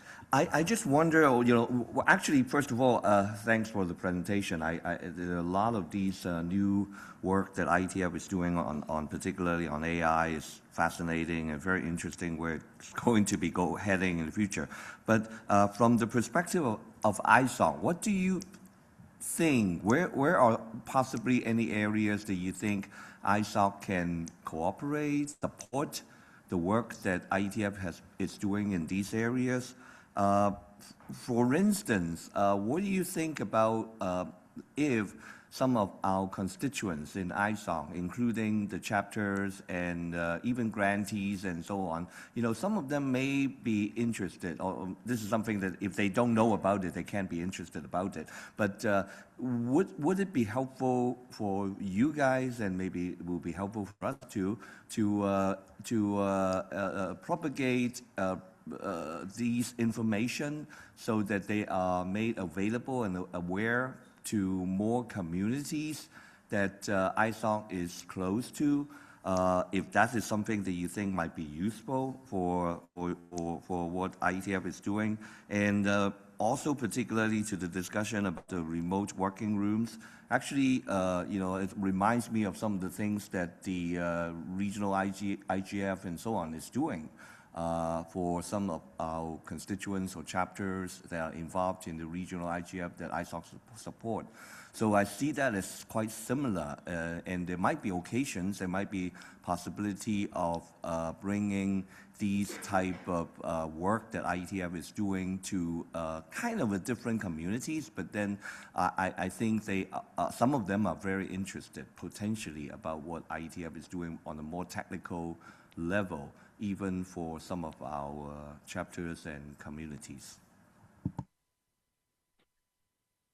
Yeah, I mean, we of course welcome kind of further input. To kind of start with your kind of initial question, I think one of the unique things that ISOC kind of brings to the entire technical community is the power and insight of the chapters. We would kind of welcome input in any fashion that would occur. The only thing I would kind of calibrate on is everything I really talked about here kind of with AI. While there's certainly a lot of excitement in it, AI perhaps may be different than technologies kind of before. Our process remains kind of the same in terms of kind of contributions. So some of the things that were mentioned kind of before me, this idea of kind of mailing lists, participating in the working groups, kind of bringing ideas, we absolutely kind of welcome that, and we have a standard kind of process for onboarding that kind of input. We'd be happy to kind of talk. I mean, I sense a lot of interest in the remote room, so I'm glad I kind of mentioned it. We can talk more about this kind of offline about how to bridge further kind of communities in. The one thing I did want to mention for everyone's benefit, the idea of remote rooms is not the first way in which we've had remote participation. The novelty of the remote room is that instead of everyone participating in the meeting kind of individually, if they're remote, the same way, I am, a singleton in my computer participating in, in a conference room where all of you are in. The idea here is it's about connecting another conference room. And then there's this idea of, because I'm in the room with kind of other people, that there's that side synergy that's happening. And, we'll explore that kind of more. This was, we've done it for the first time. We're really trying to kind of understand what that means kind of procedurally kind of for us to make sure that, all the standards processes kind of participate. I may have missed some of the other questions, Charles. Like, help me out. Yes, and maybe just one quick point please. that I'm thinking that ISOC may be able to do is to promote about these, signing up to these mailing lists, AI or others from IETF through our chapter newsletters or OM newsletters and ones. It's just to make it easier for people to be aware that, oh, maybe I can receive information and keep updated this way. If there's interest in that distribution, Olaf already produces what he's called his ornithography prior to every IETF meeting, which roughly summarizes some of the existing bodies of work and some of the newer start body of work that might be of interest to the ISOC kind of community as prep, and that might be a nice artifact to include in that distribution. Thanks for that pointer, Roman, and I'll work to make sure that Charles and Sally can have a discussion about how that's distributed and whether it's reaching the right audiences. Victor. Yeah, so quick and 2-second framing. You know, with AI, if you think about, like, go back to IPv6, right? You develop a protocol, it is perfect until you realize it is not. And then you get real operational experience, you figure out, okay, like, how do we fix things? And so with that in mind, and the framing is like, based on the pace this is moving and how much operational components go into how things actually work, right? There's like the structure of how it works in theory and then what happens in practice in real world environments. The fact that it's going so fast and there's a contingent of players that are not like traditional players that can influence the pace of it. Do you have any concerns around what risks are there in both the ability of IETF to actually influence and stay ahead of practical development of protocols or use of, given the speed at which the industry is moving, and and what ways of working do you feel may or may not be necessary to bring into the IETF that are not traditional to bring in that practicality earlier into the process? Does that make sense? It 100% makes sense. I will speak in a circumspect manner, given the recorded line. I think that there is tremendous excitement in all of these different technologies. You're exactly right that there are some players that are familiar with the IETF. There's probably even more players that are largely kind of not. Ultimately, to make something successful at the IETF, because we focus on interoperability, the parties that field the systems have to want that interoperability. They have to be ready for that interoperability, and they have to kind of work towards it. There's a lot of excitement for forward kind of momentum. I will say interoperability is sometimes not the first consideration when you're trying to make forward momentum. We realize that the idea of that if we want to operate in the space, we need to bring in more parties that have traditionally not participated if we're going to get to interoperability. Because traditionally, to be successful in the IETF, you not only want the people that are developing kind of said protocols, you want also the adopters of it and those that potentially are making the products associated with it. And we probably don't have all of those under the tent at the IETF in all cases. So definitely. Thank you very much, Roman. I really appreciate you taking the time to join us today and for preparing the slides. It looks like we're complete with the questions from the group, but I'm sure we'll continue to chat offline and going forward. Okay. Thank you so very much for the invitation. I always welcome our opportunity to chat. Have a nice day, everyone. Take care. Our next speaker is Flavio from the CHAC. Flavio.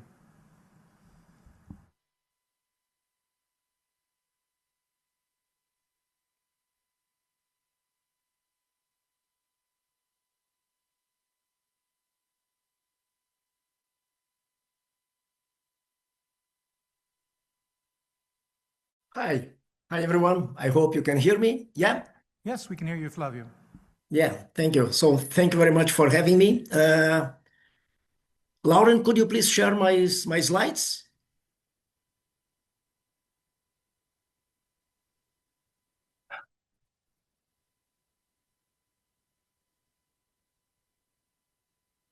Just waiting for my slides to come. Yeah, thank you very much. So then let's go with this report from the Chapters Advisory Council to the board. This is the current composition of the steering committee. As you know, we have a steering committee composed of 9 members that are re-elected every year. So we had this new composition from last January. We have 5 people that continued from last year. Myself, I am the chair of the committee, and then Heba from Egypt also continuing as vice chair, and Katarina from Armenia who continues as secretary. And then we have also Joel also continuing from last year, and then the new elected ones, Alejandra from Venezuela, Suda from the India Chennai chapter, Jordi from the Spain Catalonia chapter, and then Tilina from the Norway chapter, and Maud from the Ghana chapter. So this is the composition of the steering committee. So next slide, please. So this new steering committee has developed an action plan for 2026. This has been discussed in the steering committee and shared with the full check with all the representatives in the last meeting in February.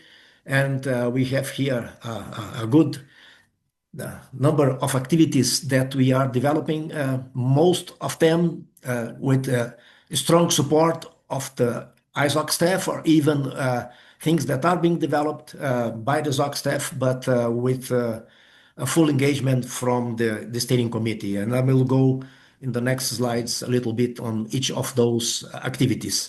And we are very happy to see a very strong engagement from the steering committee members this year, which is something maybe new, that we have all 9 members very highly involved with those different activities. For each of the activities we have steering committee members either leading the activities, 2 or 3 of them, or acting as liaisons to the ISOC staff team who is developing the respective activity. So let's go then to the next slide and have a look at those activities. So this is something that you certainly know already. It's the Chapter Content Archive project. The idea is to have a repository to preserve chapter-generated content using library standards with resources for creating content, video, audio, any types of documents for online presentations and so on. And this is a chapter-led project. The idea is that this will have a governance structure under the Chapters Advisory Council. There will be an operational committee which will be led by the US, New York, and Mexico chapters which are developing the project. And then a steering committee will be formed for overall advice and supervision with representatives from different regions, and this is yet to be defined exactly how this will work. The project team received a grant from the ISOC Foundation. The grant agreement has been signed, but this was kind of provisional one because it depends still on the development of more details of the project. This is a little bit behind schedule. We would have loved to see this starting already in January. But the New York and Mexico chapters are struggling a little bit with presenting a final detailed proposal so the grant will be really sent to the project team when these details have been thoroughly discussed with the steering committee. We formed a small technical advisory committee with members from the steering committee to discuss the details with both chapters. And the idea is that they present in first place the proof of concept. Yeah, they give details of how this pilot phase would look like, and this would then take 3 to 4 months. After that, the chapters would be able to really see how this will look like when all the resources are ready. And if the pilot phase is successful, then they would proceed with the implementation of the full system. So, as I said, this is a little bit behind schedule, but we hope this will be started very soon. So next slide, please.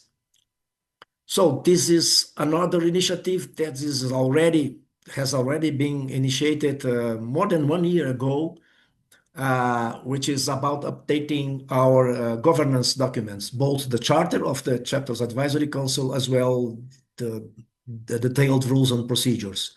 Yeah.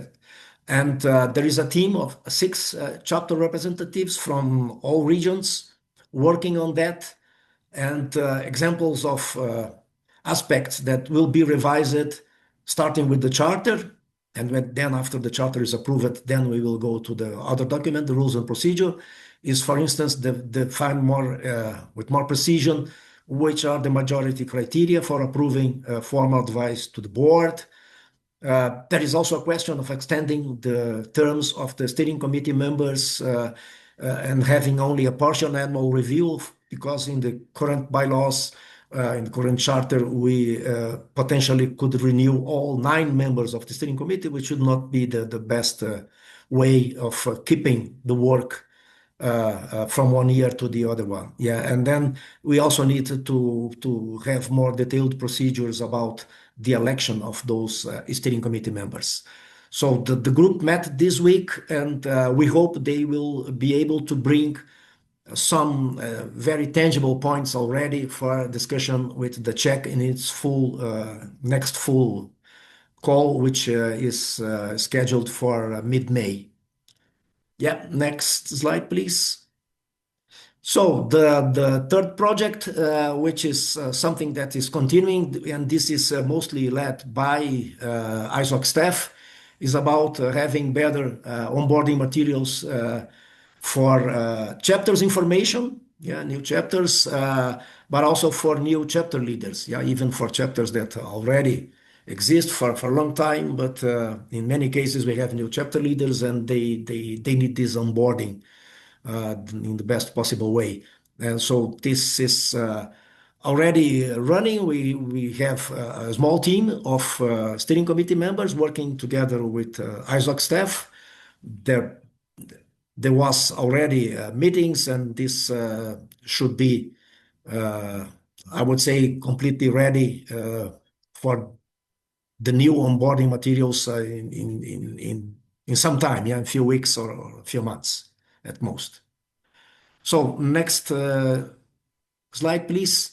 So this is something that is new this year, that started in the beginning of this year, which is to rethink what do we understand by a good chapter? Yeah, a chapter in good standing, a chapter that is healthy.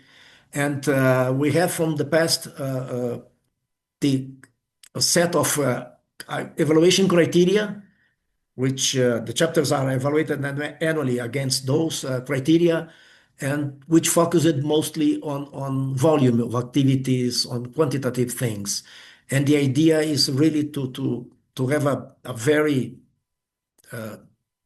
strong modification on that approach, and to focus on qualitative measures and recognize that we have different, because we have only today a single standard which all chapters must adhere to.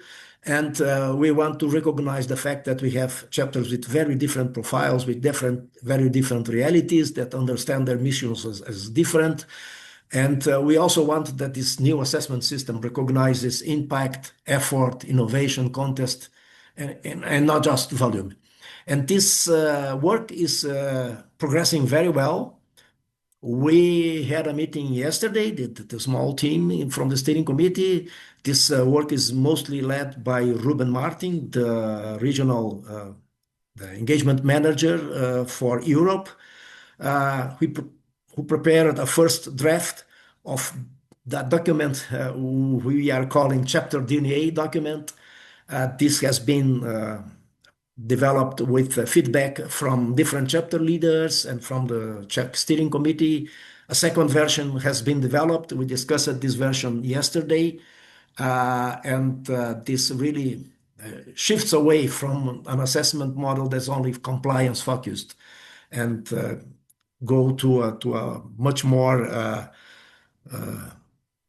to a model which is much more based on impact, on innovation, and on the different ways the chapters can take to go with their missions. Yeah. And we are expecting to have a presentation of these new ideas in the next full check call in May.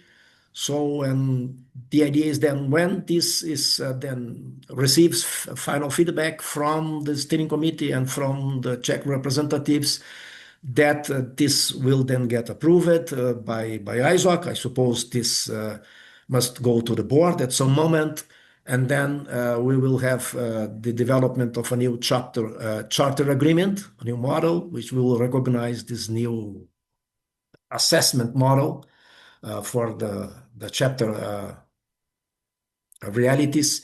And in a second moment, then we will also have to approve the new set of performance criteria that will be then much more flexible than we have today, which is a single standard for all chapters. So next slide, please. So this is another problem we are struggling for a long time, I would say. That is a question of communication, how the Czech can best communicate with all the chapters, with the chapter representatives.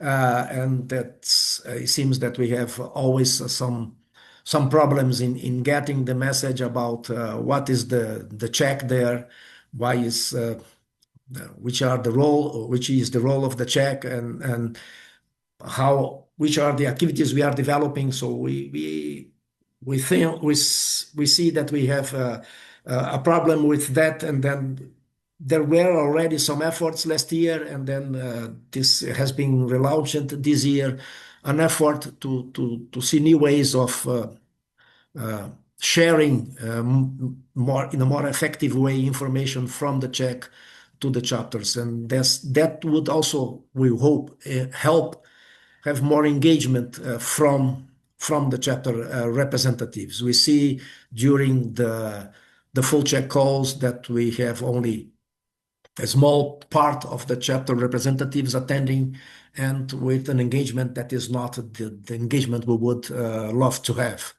So then we want to strengthen this connection between the steering committee and the chapter representatives, and try to have really more engagement and more input from the chapters into the Czech, so that they really influence what we are doing. Yeah. So this is still in a conceptual phase, I would say. So it will take some more time until we have some new ideas. We are expecting to use the new full check call in May to really get already some feedback from the chapters and do some online polls during the meeting to see which are the ideas that could come from the chapters, so that we can improve this communication, this two-way communication, in fact. So next slide, please. Yeah. So this is kind of one-shot effort that is already done. This has been mostly done by the ISOC staff, but with input from the steering committee, from the Czech steering committee. This is an initiative that had already started in the past to have a pool of chapter peer mentors from different chapters and regions, and that bring and leverage the experience of seasoned chapter members to support and guide others for knowledge sharing, capacity building, helping in the elections of the chapters in many different ways. So this pool already existed. It has been extended this year, and new types of expertise have been brought to this pool of mentors. There were already a meeting with all the new mentors, so they engage in this effort, and we would say this activity has mostly been completed by now. So next slide. So this is something that is being implemented by the ISOC staff, which is the revision of the ISOC and ISOC Foundation Code of Conduct, which is thought to be extremely high level and mainly focusing on online interactions and lacking so clear guidance on what happens in the case of a breach of the code of conduct. And then The ISOC staff, with help from external consultants, launched the revision project. This is being then discussed with a team of steering committee members. Of course, we hope to have community input feedback from different parties, from different chapters, and to help the staff shape this new version of the code of conduct. So this is something that is going on, and expect in some time from now to have a first version of this code of conduct to be discussed with the full check. So next slide, please. So this is something that is still to be defined, which will be the concrete role of the check in this effort. It's again an effort from the ISOC staff, which is the definition of mobilization priorities for this year and for the years to come, based on the strategy priorities of ISOC. And the idea is that the check helps this effort by, for instance, giving input on the different priorities, presenting those priorities to the chapters, fostering regional engagement, then maybe they later contributing directly to the policy or advocacy focused efforts and guiding grassroots action. So we had a presentation from Steen Mendes to the full check, initial presentation in the February call. We hope that a new presentation can be made during the next full check call in May, and that from that presentation that we can then discuss what can the check really do there, and how can the check help in this effort from the organization. So next slide. So this is something that is not directly related to any of the previous activities. In fact, this is some reflections we have been having for some time. This is related to the effort in improving communications I mentioned before. We had this discussion with Yogesh Khanna in a previous leadership meeting we have with some at some intervals, and it is something that we still struggle with, which is the real relevance of the check to the chapters, and this remains a core challenge for us. We see, it seems to us that most of activities that I presented to you from our action plan for this year are understood as of administrative nature by the chapters and do not engage most of them. Even if they are very relevant for the operation of the chapters and for the operation of the check. But anyway, these are understood as administrative issues. Of course, maybe when we will have this chapter content archival project running, which will be then under this direct steering of the check, this will be at least one activity that will be of high interest to the chapters, because they will have the resources to create content, to store content, to share content with their members. And this will be really, we hope, an important thing that will be perceived as a direct contribution from the check.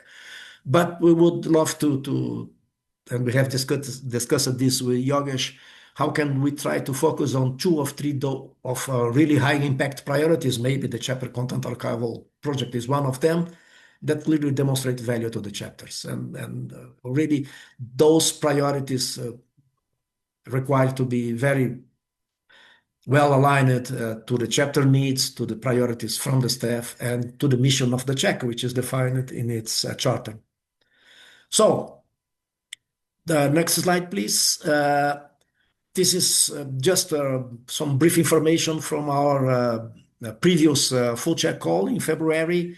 We had presented this action plan and discussed it a little bit with the chapter representatives. There were updates both on the 2 initial activities I presented to you, the chapter content archival project and the governance review. And there was a presentation by Steen from the staff on this community mobilization priorities, initial presentation. And as I mentioned to you, we do not have a large number of chapter representatives attending those calls. We had 25 of them out of 97 chapters which have a representative appointed. Just for comparison, in the previous call in November, we had 32 chapter representatives attending the call. And as always, we have ISOC staff leaders attending the call, which is very important that we have this direct contact and feedback in both directions. So next slide, please. So this is something that is there just for your knowledge. We have these steering committee calls every month. Also have the leadership of the steering committee also meets monthly. We have the quarterly full check calls. The next one is May 19th.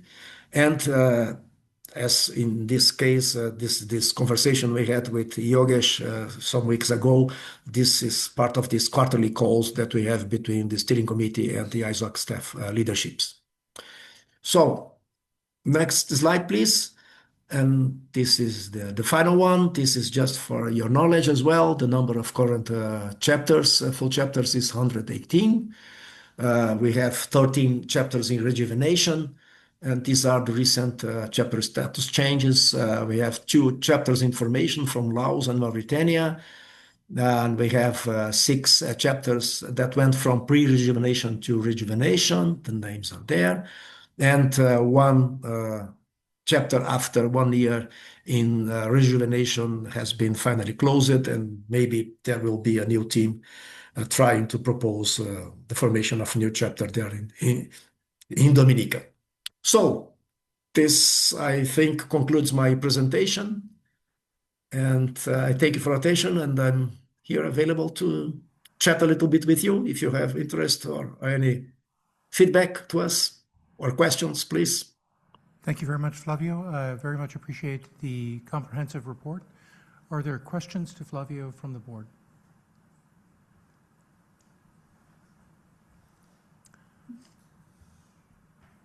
It looks like there are not.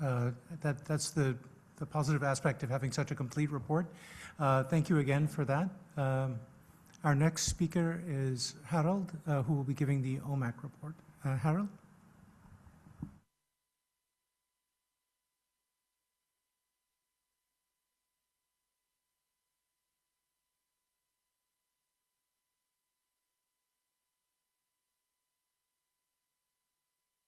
Here I am. Good afternoon. Good afternoon and welcome. Looks like I'm visiting the Queen or the King, huh? Very traditional British meeting place. Yeah, good afternoon and welcome here from Germany. And I have good news for you. I have no slides because I was not sure whether I could attend this meeting as I'm traveling, and so I arrived earlier than expected so that I can be at least with you and give you my report on what we have done in the first quarter. So the OMAC consists of 2 people. That's David Belson and me.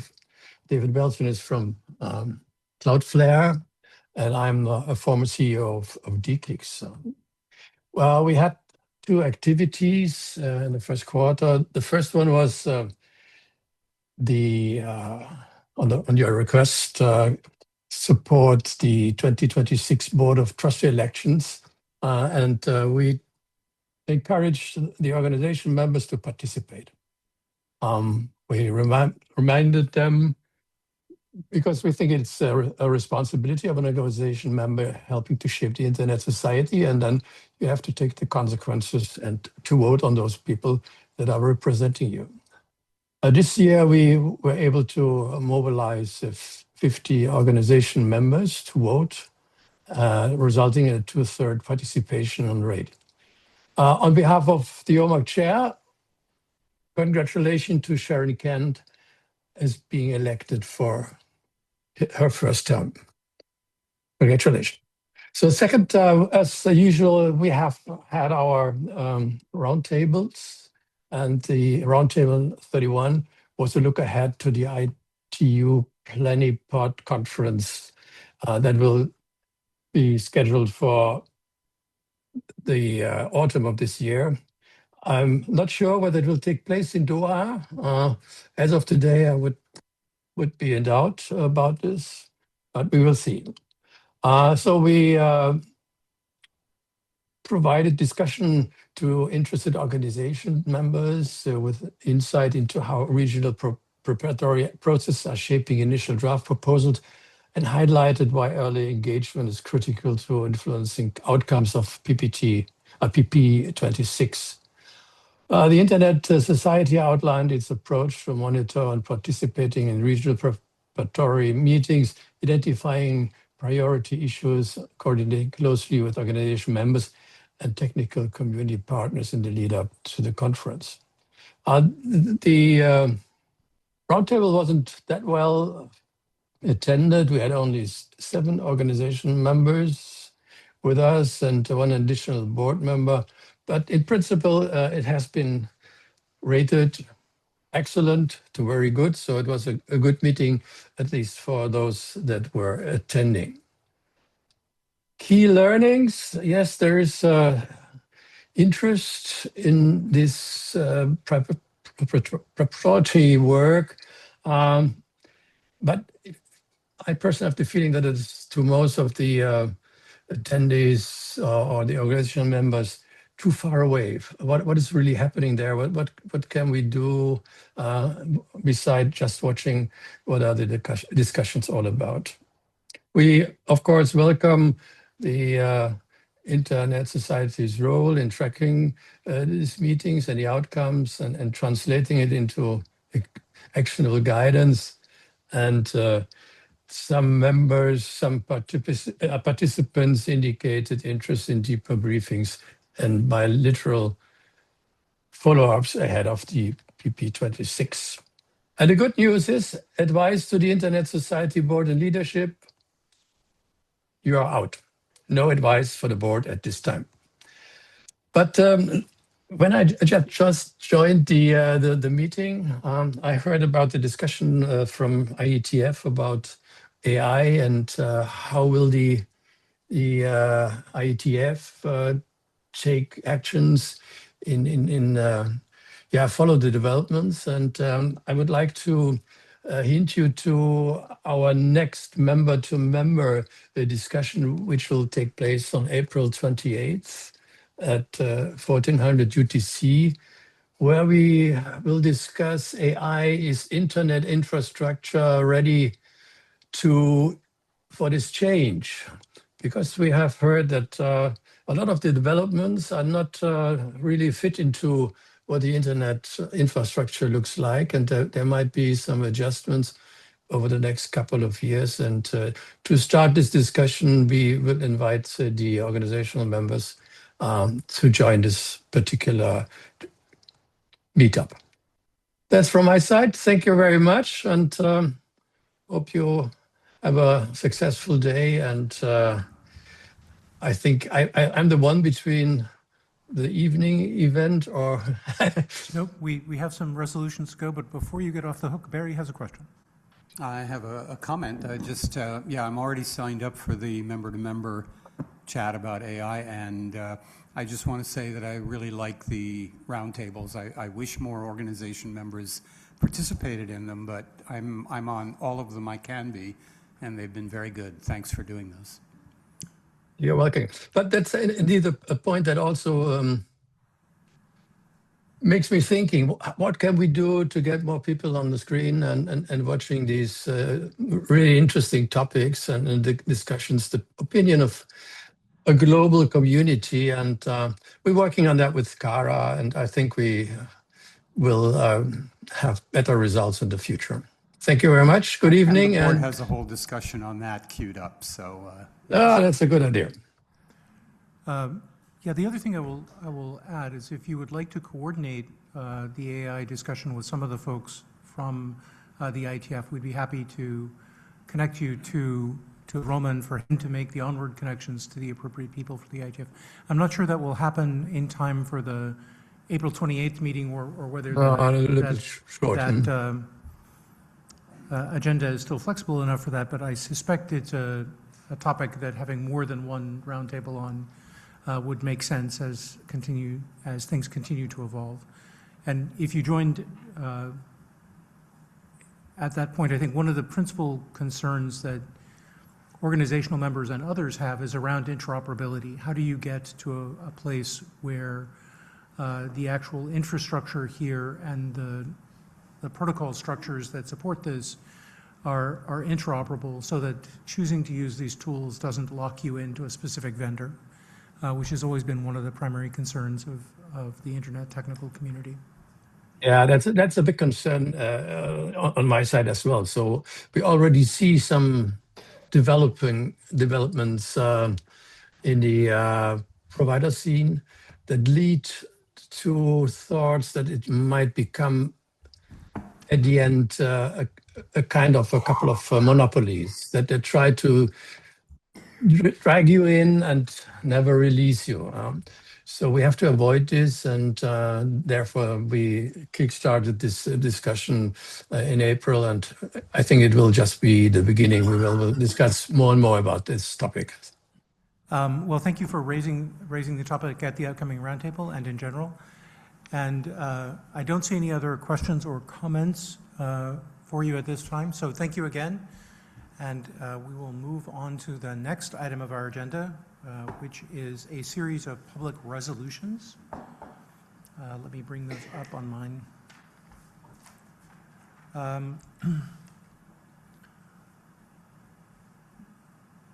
So the first of these is the resolution of welcome and congratulations to the newly elected trustees, whereas Romano Biayu, Caleb Agundale, Sharon Kent, and Brian Trammell have been duly elected or appointed to serve as trustees of the Internet Society, effective with the 25-26 July 2026 annual general meeting. Resolved that the Internet Society Board of Trustees formally welcomes and congratulates Romano, Caleb, Sharon, and Brian to the Board of Trustees and looks forward to their contributions to the mission and governance of the Internet Society. I think this should be by acclamation. Please clap for the good hand. Thank you all. The next set of resolutions relate to some committee charters. The first of these is approve amendments to the Compensation Committee Charter, whereas the Governance Committee was directed by the Board of Trustees at its November 2025 meeting to develop a revised charter for the Compensation Committee, incorporating key succession planning functions currently assigned to the Leadership Continuity Committee, whereas the Governance Committee has presented a revised Compensation Committee charter that retains all existing compensation oversight responsibility and adds responsibility for leadership continuity, whereas the Governance Committee recommends approval of the revised charter to streamline oversight of these related functions. Resolved that the Board of Trustees approves the revised Compensation Committee charter. As the chair, may I ask you to move? Move the motion. Yeah. Anyone second? Barry, thank you for second. Any discussion? Seeing none, may I ask all those in favor to signify by saying aye? Aye. Any opposed? Any abstain? Thank you. That passes unanimously. The second resolution in this cluster is to terminate the Leadership Continuity Committee, whereas the key functions of the Leadership Continuity Committee have been incorporated into the revised Compensation Committee charter approved by the Board of Trustees, whereas the Governance Committee has determined that leadership continuity functions do not require a full-time standing committee and are more efficiently overseen within the Compensation Committee. Resolved that the Leadership Continuity Committee is hereby terminated, effective immediately, and its charter rescinded. Once again, can I ask you to move? Yes, I move the resolution. Second, Maureen. Any discussion? All those in favor say aye. Aye. Any opposed? Any abstain? Seeing none, this once again passes unanimously.